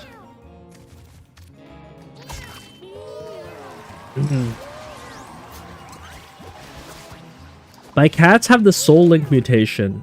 Were way better than my 7/7s. But Joe Carter, or Jay Carter, sorry. What I'm saying is that you can have both. This is interesting. Oh, we have Mega Blast, huh? What I'm saying is you can have both.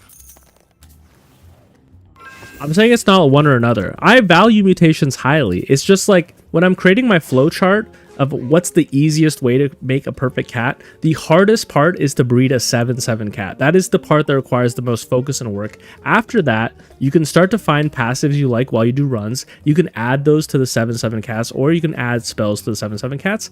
And then after that, you can add mutations. That's just kind of like, I was thinking, go from the hardest thing to acquire to the easiest thing to acquire last. If you go from the easiest thing to acquire to the hardest thing, I feel like you have a easier chance of losing that first thing and making it harder for yourself to get the harder thing.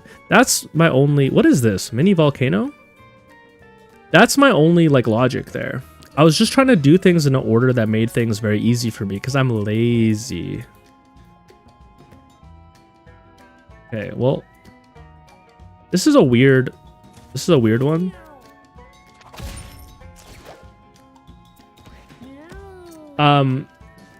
I heard that gay stats increase your house appeal as a hidden modifier. I have heard that as well, but I'm not a data miner. I've been doing all of this myself just by playing the game and trying different things out. So I could not confirm anything that would be like a hidden mechanic in the game. If a data miner proves it, then that's pretty cool.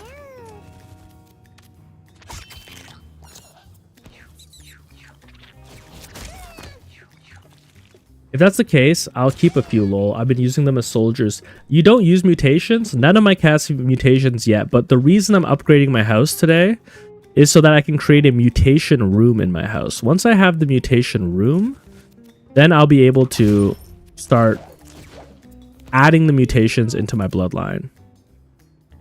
But I've been able to produce perfect cats with no mutations. Actually, you know what would be kind of good? Actually, I don't think I can do it without hitting my own guys. Never mind. Actually, I think I could do it without hitting my own guys. Hold up. Are you the last guy left? Are you the last living soul? Is it possible to beat the hell boss before the ritual happens? Amprion, if it is, I haven't done it. What you could probably do is you could probably use a character that has a water-based attack, and you could probably... Oh, I see what you're saying. Yeah, probably. I haven't done it. I've just weakened the ritual substantially and made it easier. Do I have bruise? I don't have bruise, whatever.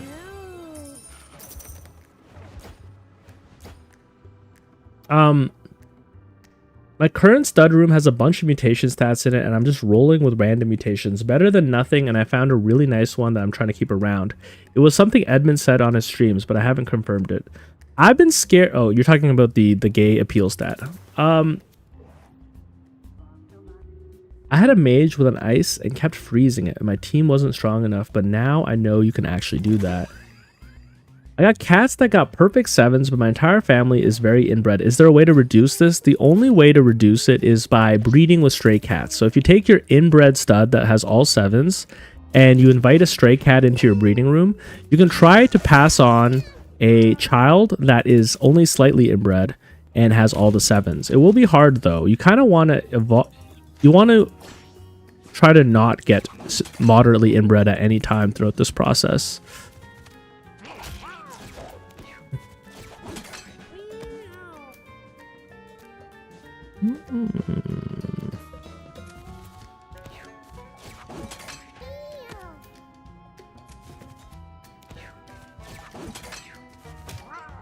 Dude, you're so foolish for that, brother. You're so foolish for that. Everything is on fire.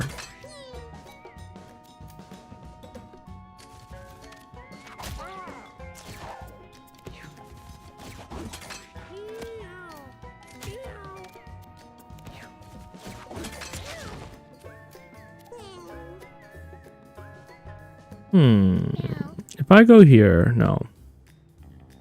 I'm trying to think of a way I can cast my spell without hitting my fighter. 1, 2, 3. I think this works. Yeah.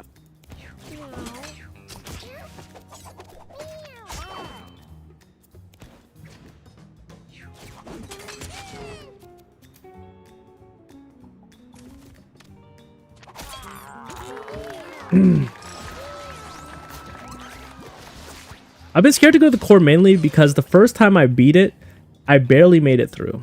I think I've been lucky with my runs. I didn't have a hard time on the core, but I also haven't really seen what it can offer. Like, I could have just gotten easy rooms. Throw a coin that deals damage, reload, collect a coin. The spell costs more mana each time you use it. Honestly, we're not going that far, so we can do that. I got cats that got perfect 7s, but oh yeah, sorry, I already read that. Whoopsie. Hey, watch your breeding video and love them, bro. Also, was cool to learn you were bipolar too, just like me. Did I put that in my video? But yeah, I have bipolar too. Mom's knife, holy. Wait, I've never seen this before. I kind of figured it was mom's knife, but that seems very strong. Throw a penetrating projectile that returns to you. It's kind of like that one rogue ability, the chakram or whatever. Why are we starting in the lava? What the hell? That's so messed up. Why would the game do that? All right. Don't die. Do not die.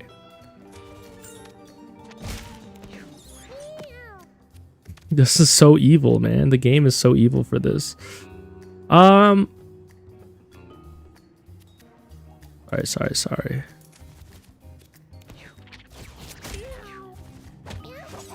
Eight fire is crazy.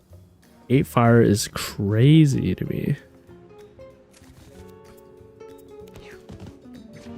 I beat the hell boss before the ritual using a brick of catnip. Oh, that is smart.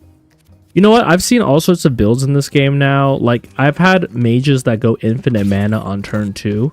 So I'm sure that if I had like infinite mana, I could have beat that boss before he spawned.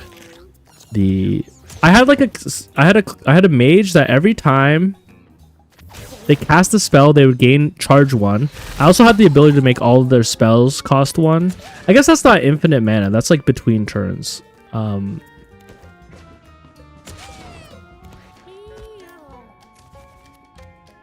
guess I could be picking up the coins.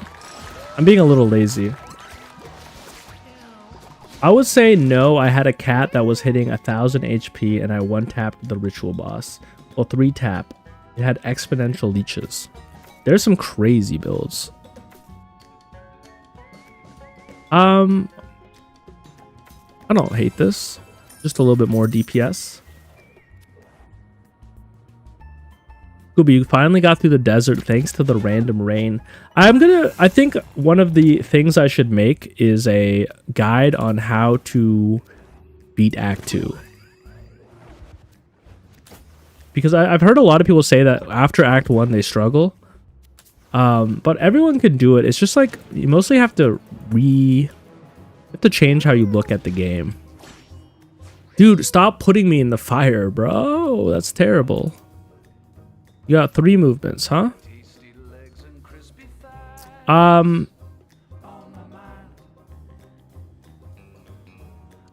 do we want to bait this boss? It's gonna have to be our fighter who baits the boss. You're in the fire. Maybe we just try to burst you down. Maybe I send my rogue to go get a coin. We do have backflip. We might be able to out backflip you. Is that possible?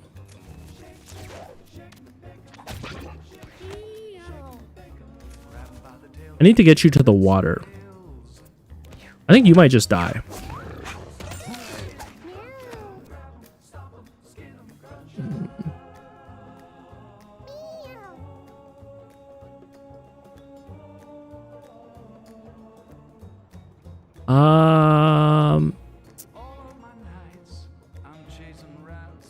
You're gonna head in this direction. I could just stay here. Let's just injure ourselves for magic damage +3.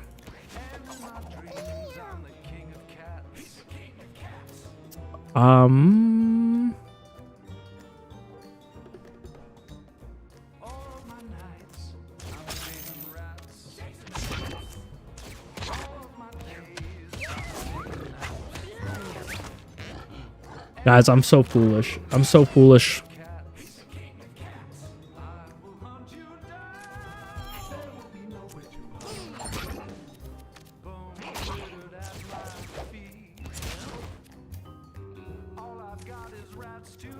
If I lose this run, I'm gonna cry.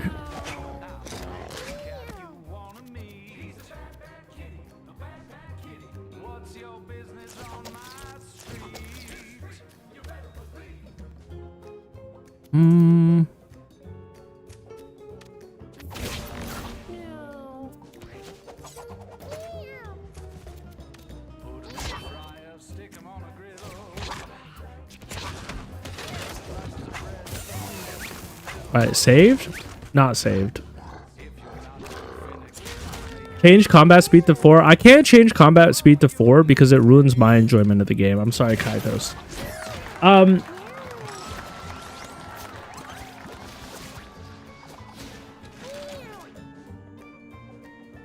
Wait, so a stray plus a perfect 7 stud has a chance of creating a perfect 7, or do I need to do multiple rounds of breeding?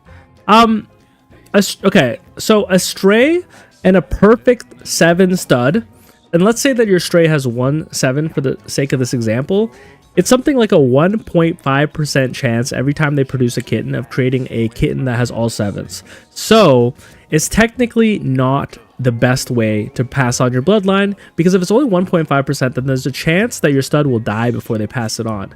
However, with my uncle breeding method, you basically have a 25% chance of creating the first progeny, and then a 25% chance of creating the perfect stud with the next round of breeding, which like is a lot better. It's like it's 10%, it's 12%. No, hold up, chat. I'm bad at math. It's what? It's 6.5% chance multiplied by the amount of breeding attempts, which is like 20. I'm not a math guy, not anymore. I did tutor, but that was a long time ago. Act 2 is hard in some places. Act 2 is definitely hard. It's possible. The more stimulation, the more likely.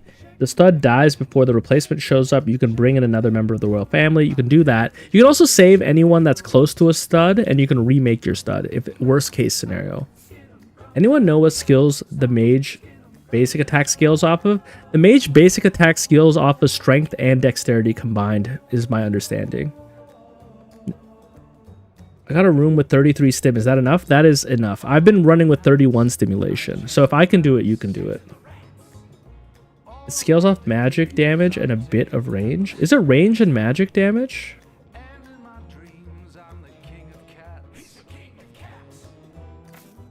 I haven't seen its... Oh, sorry. Yeah, it scales off magic damage. I didn't realize it was range. I thought it was range and physical for some reason. Casper, thanks for dropping in and saying hi. That's why I keep the videos up on YouTube afterwards, in case people just can't make it because they're in the EU or something like that.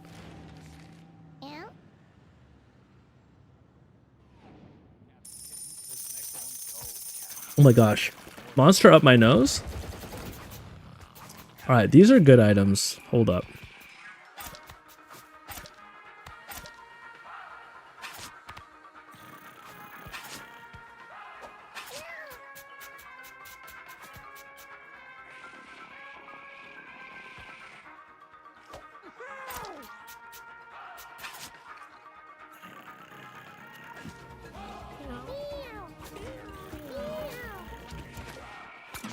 Upgrading this house is going to take me forever.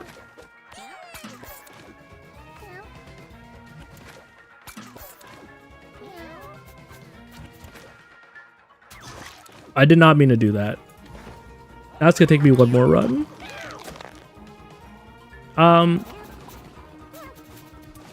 Dante's, okay, you are a perfect heir. Who's our current bloodline?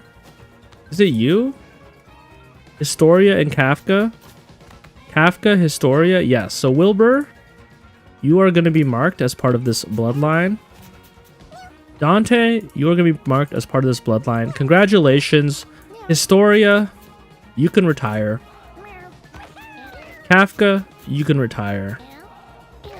Who are you? You don't have a 7. You have zip and track. That's pretty impressive. Okay, I know Historia, I said you guys can retire. I lied. We're not going to retire you until we find a suitable cat. Wilbur, you guys didn't produce any kittens up here? That's crazy. Buy some food.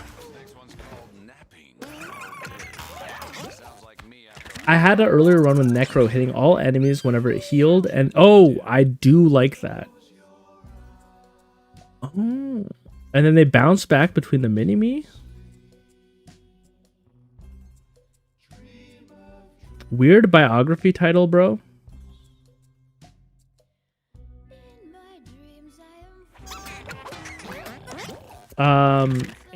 It's so annoying how items always get scrambled. Yes. Yes, they are. Did I forget to give myself mom's knife? 140k on the breeding video? That is crazy. That is a wild number if you think about it. Which is why I'm trying not to think about it too much. I don't want to feel any pressure. Okay, Mills, welcome to the breeding. Now we have to find someone from this generation.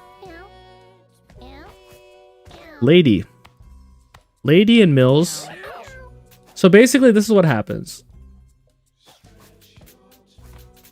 Oh my god, monster up my nose. So Mills is a stray with a 7. Lady is my stud in this case. I'm not trying to produce a 7 out of 7 cat. I'm trying to produce a 5 out of 7 cat.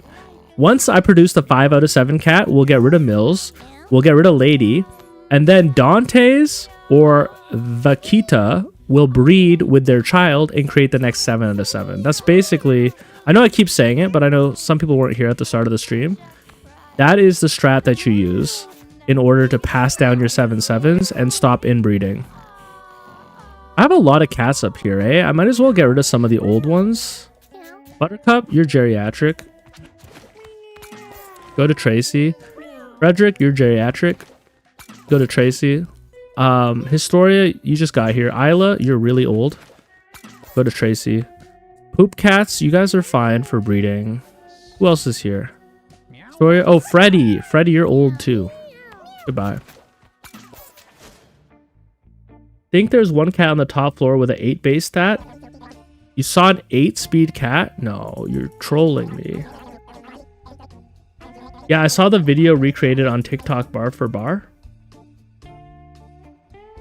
My video? Someone did borrow some of my content for one of their shorts and people were snitching on them yesterday. And I just had to laugh because it's not really a big deal. You said you saw an 8 stat cat? They're trolling me. There's no 8 stat cat here. Are you talking about Misha? Zezin? Talking about Misha?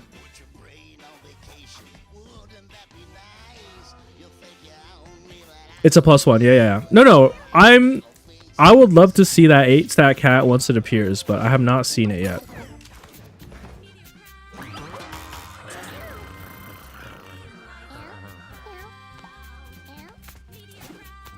So this cat only has 4 7s, so you're gone.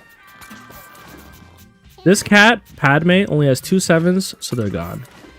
Remember though, 25% chance to produce 5 7s. RB, you are not good enough to be a soldier. I love this song, man. Nepo Monk, you're also not good enough.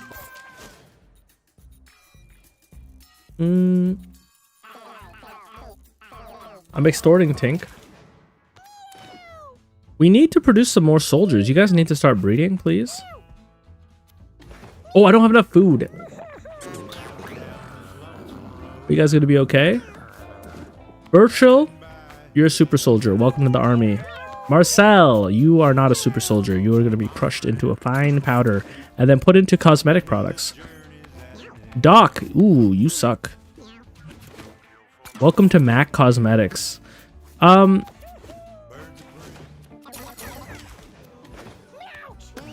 the poop barrack strategy here. Okay, you know what? We're not gonna clean up any more poop in the barracks. Hold up. Philo, I'm gonna need you to defend my home real quick. Lock in. I can't wait to get this song on my radio. It's so good. Oh, we're gonna concede the fight. I was just doing this for hours yesterday. Welcome to the graveyard, buddy. Okay, Earworm. Yo, DJ Earworm. Go to Tink. Why am I producing so many bad cats? Who are your parents? And do I kill them? Historia and Kafka are your parents. Historia? Kafka, you're really just passing on that 1-5 to every single cat? That's evil.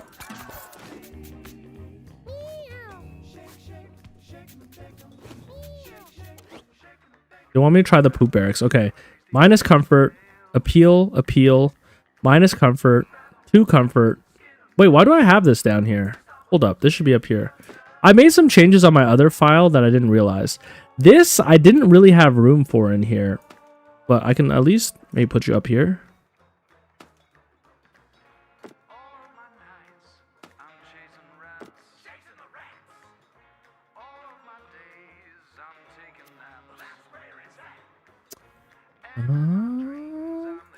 Alright, whatever. We'll put the mutation item here.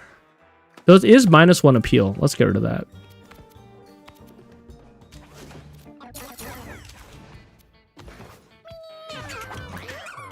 You want a lot of health stat in the fight room to heal the injuries. I did see that. That is a good idea. But I don't really have good health items right now. I only have 1 health item. And it's pretty bad. Elric. Hold up. Why'd I do that? What am I doing? Chat? Brain shut down for a moment. Dennis, you're a super soldier. All ball. You're a super soldier.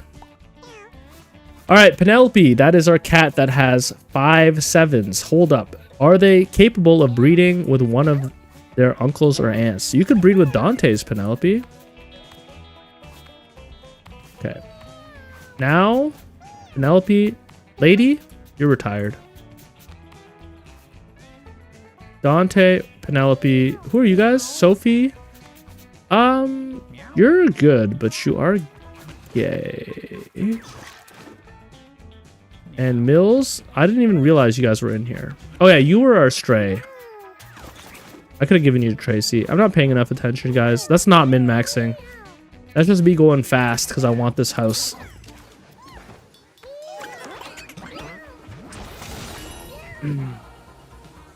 Also, health does cure disorders.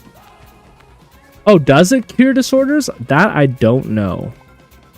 That I don't know. I just know that it cures injuries and that it increases the age that your cats live to. You're a super soldier. Big. Did I put you up there? I don't know why I did.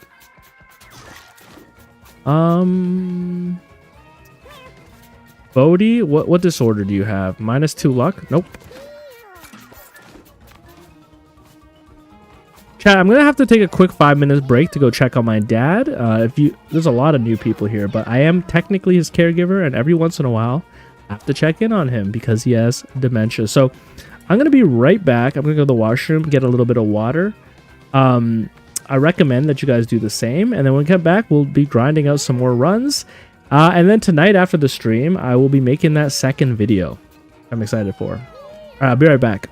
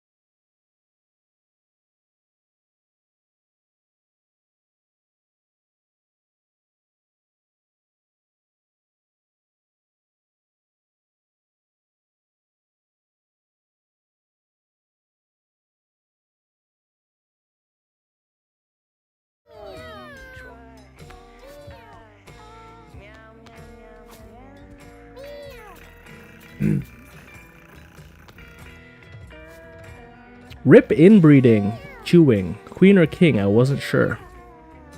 What?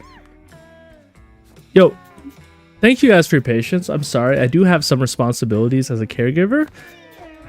But everything is good. So I asked you that question about inbreeding 10 minutes ago. Went to watch your vid. Bred a stray with my stud. A not inbred high libido 6 out of 7. 1 in 5 kitten insanity. I got lucky. Hell yeah. Congratulations. What are we doing? We got Dante's and Penelope. They need to breed our next line of heirs. That should be easy. We also need these guys to grow up so we can send them on a mission. Maybe we have enough. I think we do. Today we're just keeping it simple. I've already kind of figured out my next video. I've already started making it. So today we're just trying to upgrade our house so I can start working on the third video, which will be how to breed in mutations. But to do that, we're going to need a 4th room. So let's not think about it too much. Let's go butcher. Go double butcher. Fighter. And I mean, like, people who scale with strength probably do the most DPS output. Let's take a tank.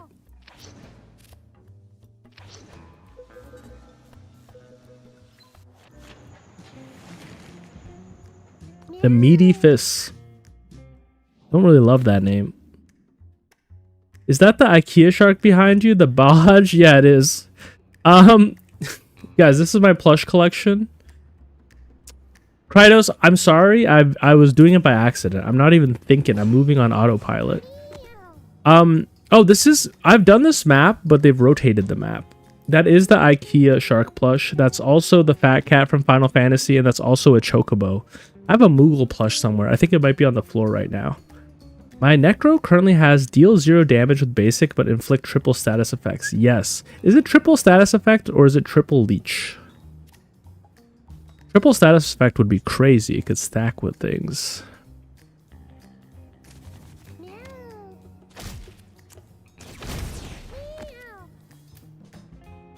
All of my life. Oh, what is this? Oh, suplex. We have suplex. We could just toss you.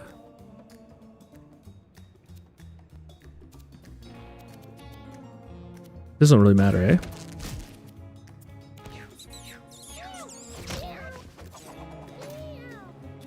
What is this? Everything...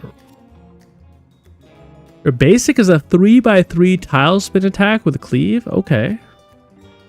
That's pretty cool. Oh, it's a... Okay, 3x3. I understand. My bad. I gotta really not be close to my team on that one. I mean... There we go. Trample over 1 tile. Triple status. Yeah, very nice with soy milk. I haven't gotten to... I don't think I've gotten soy milk yet. What was soy milk do? I'm guessing it just lets you attack multiple times a turn.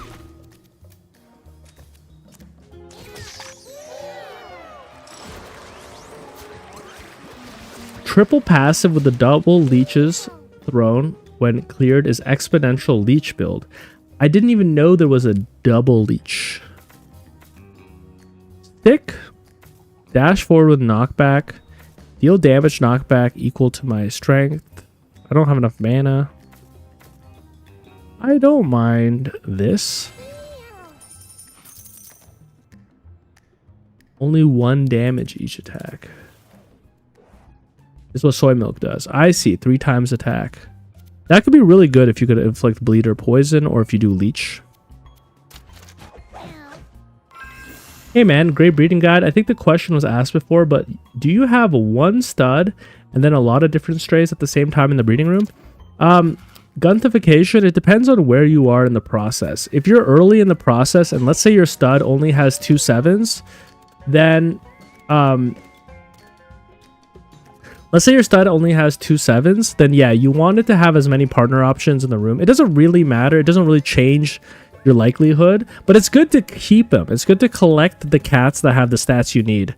they can always breed with the next stud too, right?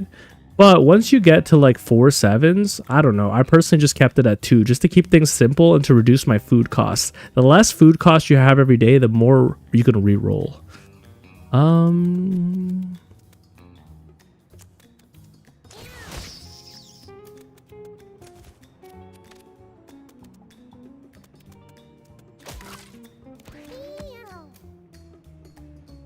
You could have rolled and suplexed for more on your turn. It'll slam the target into the tile behind you.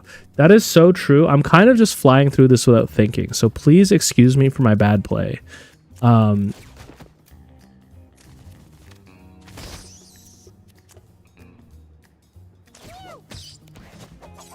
really just trying to go fast and not think, which is really hard for me because I like to overthink.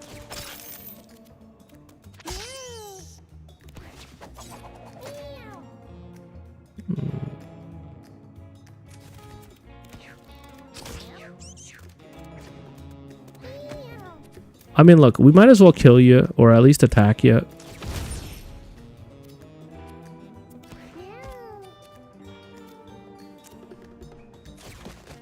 So wait, you saying I could suplex you into you? That's pretty cool. This game is bonkers Guntherification. Please enjoy it. I'm loving this game. Eat a unit and take damage equal to that unit's remaining HP. You can't swallow bosses or large units. I like that. Insta-kill some enemies? That's nice. What do you do about bosses that don't summon? Oh, wait, it's Toon. Oh, I see what you're asking. Yeah, that's a great question. So the step after getting your perfect 7 is to get 2 uncles and breed those with your stud's offsprings. So once you get your perfect 7, Ethan, and let me just clarify, if you get your perfect 7 and your perfect 7 is the child of a stray and the child of your bloodline, then you have to find a partner in your family room that is close to a perfect 7 that you can breed with your stud so that you can easily make multiple cats that have perfect 7s, because your next line in your family, you're going to need 2 studs basically. The first stud is going to have 1 child that has mostly 7s, and then that is going to breed with the second stud, their uncle, to produce another bunch of perfect 7s. And you kind of repeat that again and again. It'll all be very clear in my video if it's not clear in my description right now. But you basically, once you have a perfect 7, you need to find someone that it can breed with to be able to make multiple perfect 7s for that generation. If your perfect 7 is already the child of inbreeding, then you're going to need to outbreed it 1 generation before doing that. And by outbreeding, I mean you're going to need to breed it with a stray cat.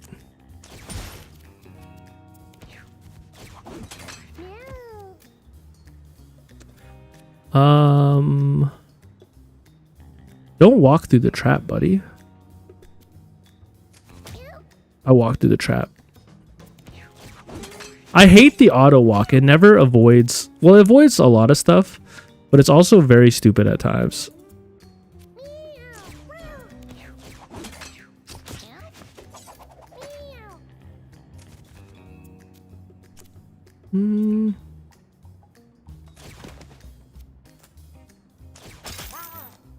Oops, I'm gonna attack my... Oh, 18 damage?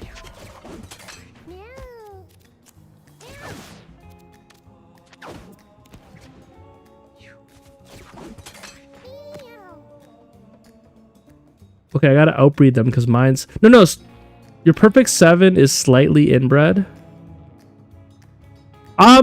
Ethan, that might be okay. Here's what I'll say. Try breeding it with a distant relative. Someone like an uncle, someone like a great-grandparent. Try that first. If the child of that offspring is slightly inbred, you're fine. If the child of that offspring is moderately inbred, then try with another family member.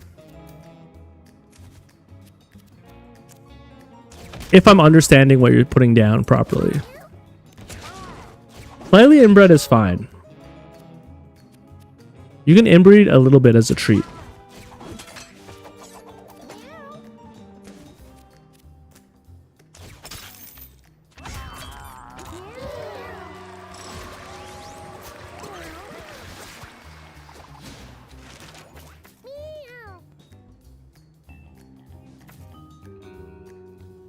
Kill every unit with 3 or less health? Is that on the field? That seems very strong, if that's true. Can't stop the bleeding, huh? He's already low HP.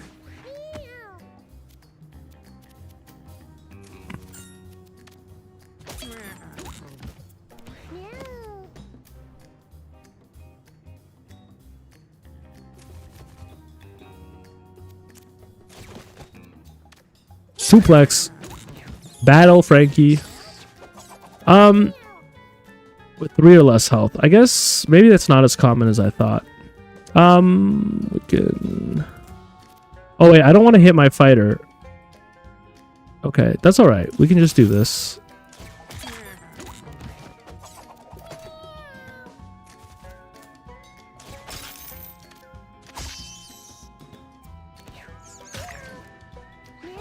Oh, I didn't know that's how cleanse works. Cool. Sorry guys, I like to read every comment. I know that's not really like a professional streamer kind of thing. My bad, y'all. I just can't help myself. I've never seen so many comments in my life. How could I not read them all? Really just try not to overthink these turns. I don't want to die, but I don't want to take too much time so that I can get that 4th room. Bash it. Oops. Are you blind? I think my first multi-class build is going to be one that gives other cats a bunch of turns and mana so I can enable any other cat I get. That makes a lot of sense actually for a skill to pass down. I still need to look more at the passives and decide what I want to breed into my family. I think Cleric has like a passive that just heals everyone every single turn. I think that would be pretty good.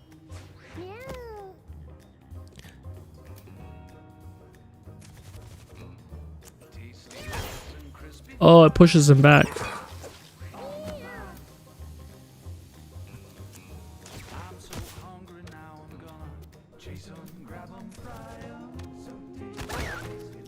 Let's throw you over here.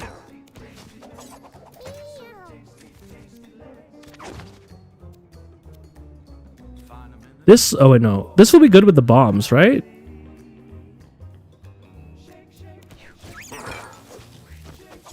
Yeah.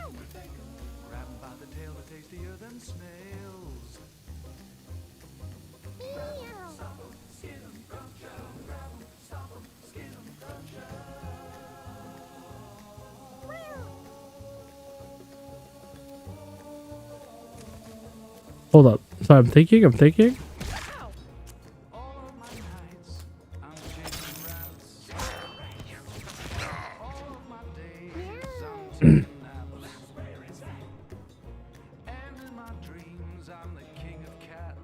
Yeah, there's a cleric health regen one. You know what else is really good actually? Let's talk about perks that are good. The fighter's passive were all crits.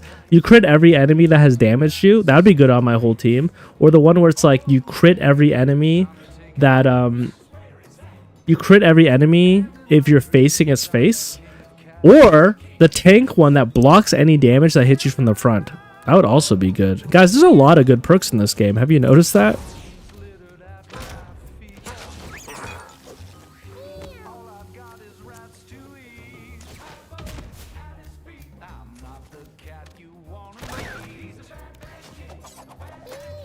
Wow, this has been very easy.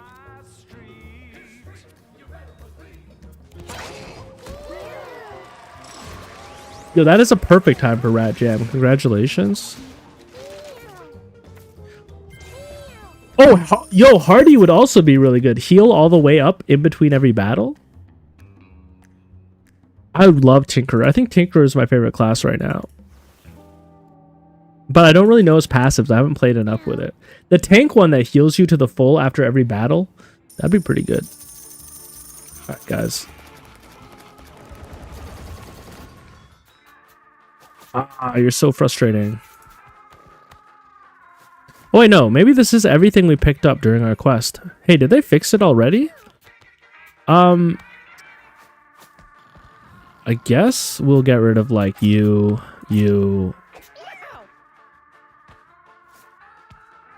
I like D20. I like golden egg. Actually, why don't we take golden egg on our missions? Yeah. Heard lots of people eating rats stuck in their head, but it's the spider boss song stuck in yours. I really like the Feline Invaders song. That's my favorite one that's stuck in my head. Eating rats. I think eating rats is the one you hear the most, right? That's like one of the first ones the radio plays. Guys, upgrading Frank takes forever. What is this? Hold up. Oh. Oh, and guys, the bunker boss. Did any of you guys grow up on the early internet like me? Do you know what that's a reference to? I used to send people that video at like 1 in the morning and they'd be so freaked out. I'd be like, this is real, guys. This is a real person.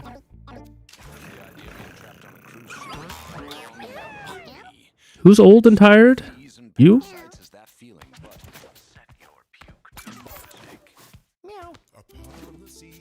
You are a perfect soldier. You have lots of issues. Rumpel, you are not perfect. My soldiers have to be perfect. Okay, no cleaning poo in there. Do not forget that. No cleaning poo in there. You didn't know it was a reference? Look up. I'll see if I can find an image. Maybe I'll post it in the Discord. Okay, you are a perfect soldier. Not you. You have one eye. Oh my god. You are one of the most deformed cats I've seen in this game.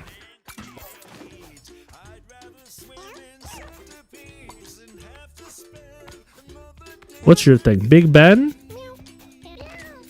You are not good enough to continue on the heritage. I could put you upstairs just to create more soldiers.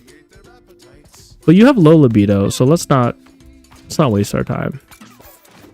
You can farm. So you can farm faster, do combat 4.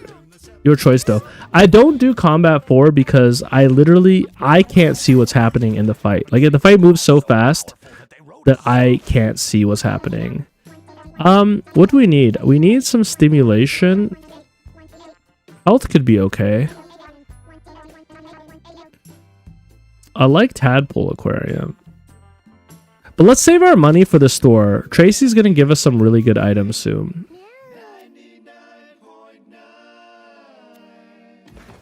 Good morning. You are listening to 99.9 Lives. Ichu? -1 luck? That's terrible. You have to go.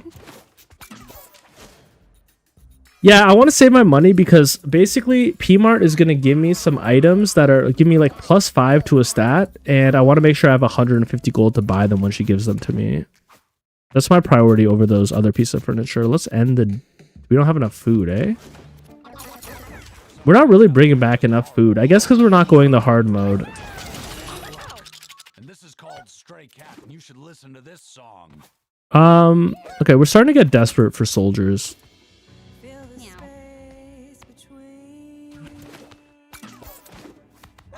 Bluey?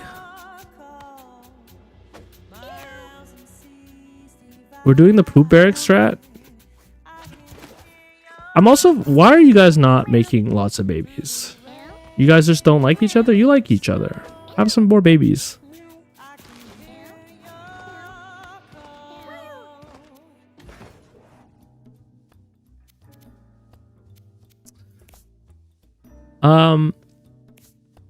Okay, you guys all have good stats. We're going Butcher, we're going Fighter, we're going Tank, and who else does melee damage? Maybe Cleric?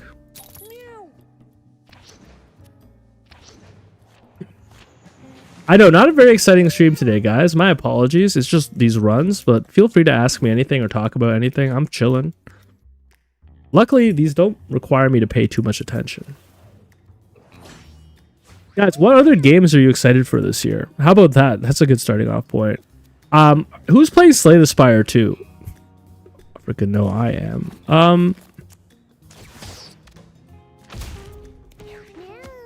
Oh wait, I didn't realize I had that ability that lets me move multiple times a turn. Whoops.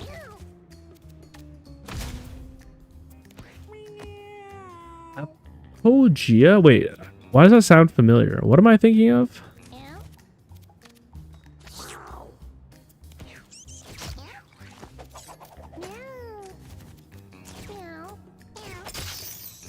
Jeez. Top down MMO. Oh. You know what? I think Final Fantasy 14 might be like the last MMO that I play. To me, it's like the perfect MMO. And as long as the next expansion is a little bit better than the most recent one, then I'm gonna probably still feel that way. I kind of feel like streaming is trying to like find the same feeling that you get from MMOs. You know, you're trying to find like a massively multi-person online community via like Twitch chat and YouTube chat. Take damage equal to your intelligence. Your next spell you cast is free. Wow, that would be very good. Breaking my paw is fine since I'm going to give this guy away. I have not played Tibia. I don't even know what that is if I'm being honest. My apologies. Slay the Spire 2 is going to be good. I'll probably play that too when it comes out. I know I'm going to make a bunch of Mugenics content. But in my heart of hearts, I am kind of more like a variety guy. There's a lot of games I want to play. What's the most efficient way to do this? I don't know.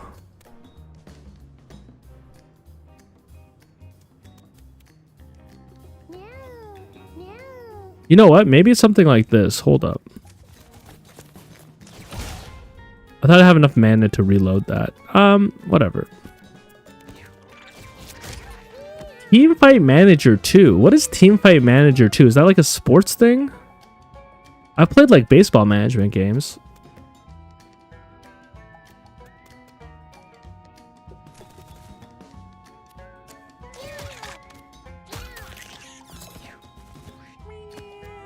Yo, GTA 6, anybody? Am I the only guy? GTA 6?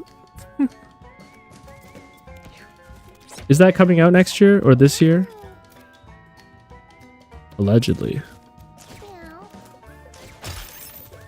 I keep making that mistake.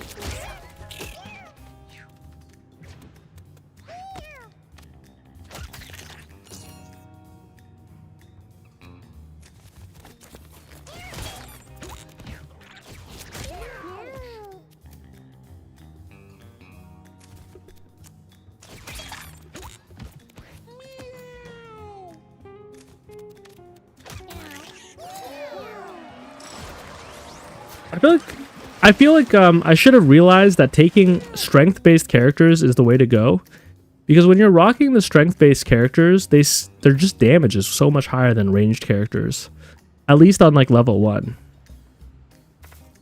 Open wounds is gonna be good against the boss. The esports. Oh, it's an esports manager game. I do like management sims, man. I do like them. In a way, all this cat breeding is a little bit like a manager sim. It's like a colony sim. It's a little bit RimWorld-esque. One of my favorite games of all time. I do want to play some RimWorld sometime, but let's focus on Mugenics for now. Let's use this just to close the gap.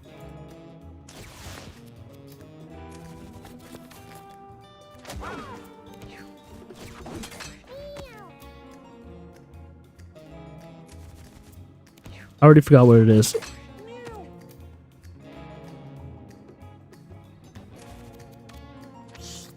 I guess I can cleanse the debuff of being immobilized? Is that true?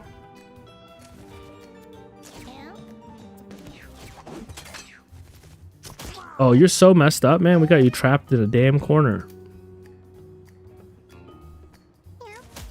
Never mind. If I did this.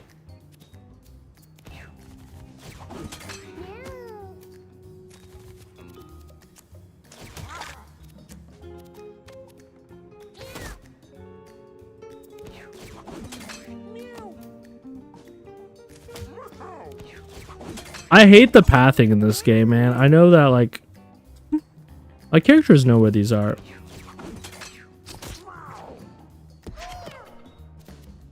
I'm still immobile. Alright.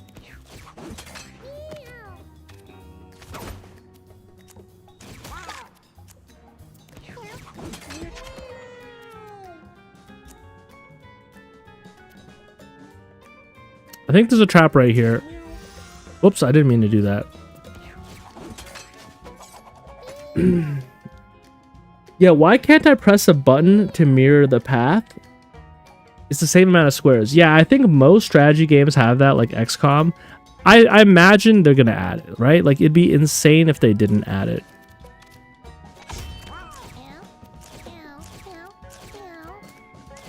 It must not be that hard to program either. We're kind of getting hit a lot, huh?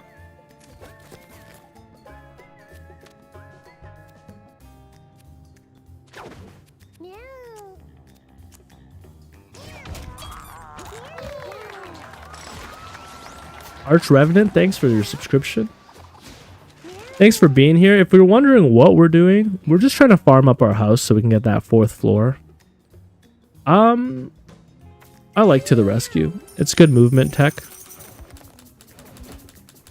That turkey is going to be really good when I go back to the desert. It's snowing outside.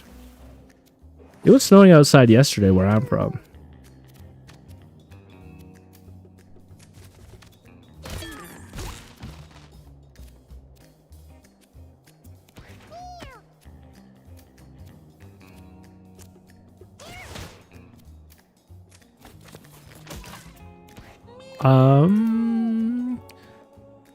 Guys, stream's ending in 10 minutes. We'll finish this run and we'll call it a day. I do get a little bit tired after like 3 hours. I know it's not the longest time. I don't know how streamers do like 7-8 hour streams. It's a little crazy to me. But thank you for being here just to give me a little bit of company as I grind the game. After the stream, I'm going to be grinding Premiere Pro to create a guide for you guys. But, oh, I went to the wrong tile. Okay. That's proof that I'm getting a little bit sleepy. Gotta have my dinner. I could jump here.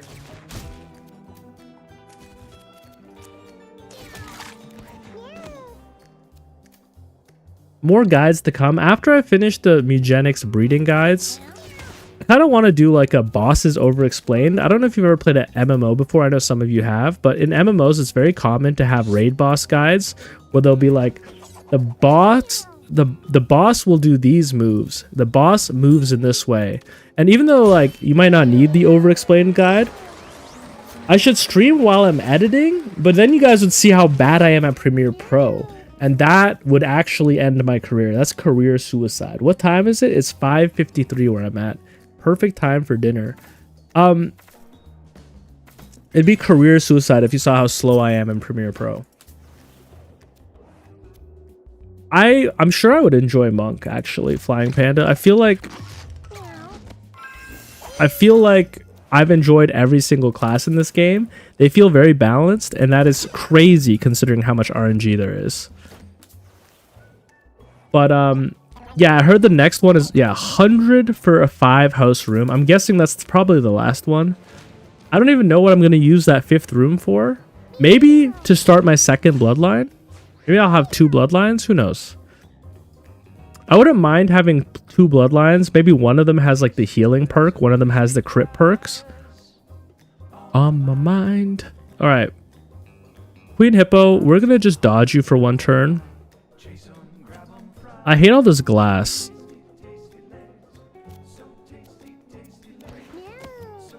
Let's just, I guess, move back. We'll keep our tank kind of in the front.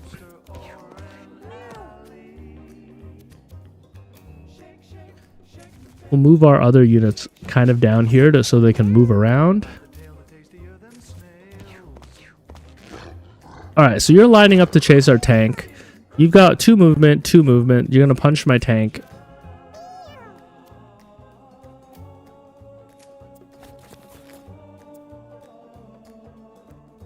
Wait, here's a question. Yo, take care of yourself, Ethan Thornhill. I'm hoping I was able to help out with some of your questions.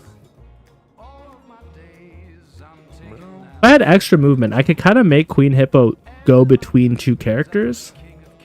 But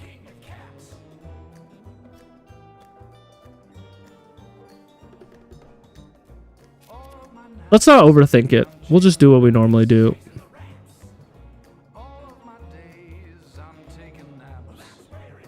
Let's just end our turn. You're gonna go 1-2, 1-2, and then I want you to have to move one more time to hit me. Go like this. One, yeah, we're fine. We're fine. 1, 2. Yeah, we're fine. We're fine. There already are mods for this game. I don't know much about modding. I've been a PlayStation player my whole life, so I don't actually know a ton about modding games. But apparently there are already a bunch of mods.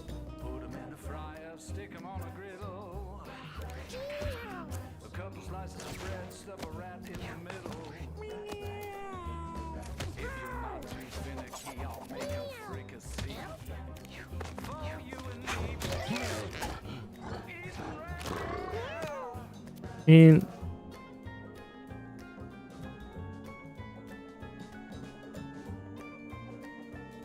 we can get you to push us back. I don't know. You're already bruised. Whatever. You can push us back out of range and then chase us, maybe?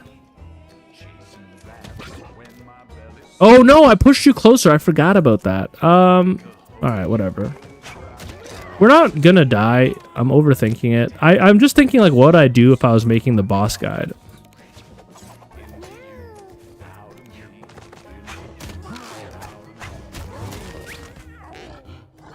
Is there more rooms mod? There might be, maybe.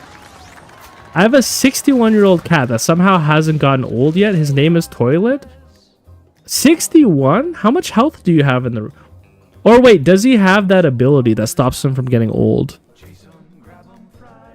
Your basic attack inflicts bruise. That would also be good on all of your characters. Alright guys, we're going to turn these cats in and we're going to call this stream.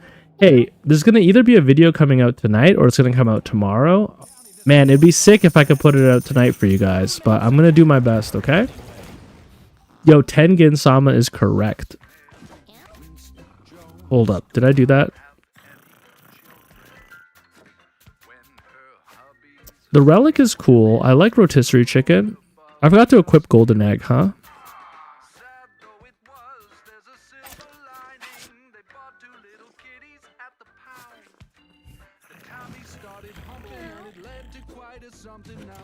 What bruise does is it's a status effect on an enemy that increases the amount of damage they take by 1 in the future. If you stack it up, you could have people's like punches doing like 16 damage. Ooh, we still have like... We still have 5 more runs that I have to do, but I'm going to do that off stream so that I don't bore you guys to death. Alright everybody, look, thanks for joining me as I grind out this game so I can make the part 3 of the guide. If you guys have any last questions, get them in now before I shut off. You can also join our Discord if you'd like. I keep plugging the Discord, but it's just because that's the easiest way to reach me if you want to reach me.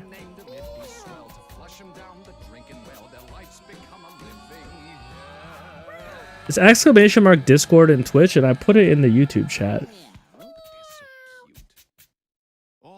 We're gonna continue along with the guide making. Thanks for being here today. Thanks for giving me company. Hopefully it'll be easy to understand and you guys will be able to have perfect 7 casts forever, and that'd be sweet. All right, I'm gonna call it for today. Thank you so much for being here. I'll catch you guys next time.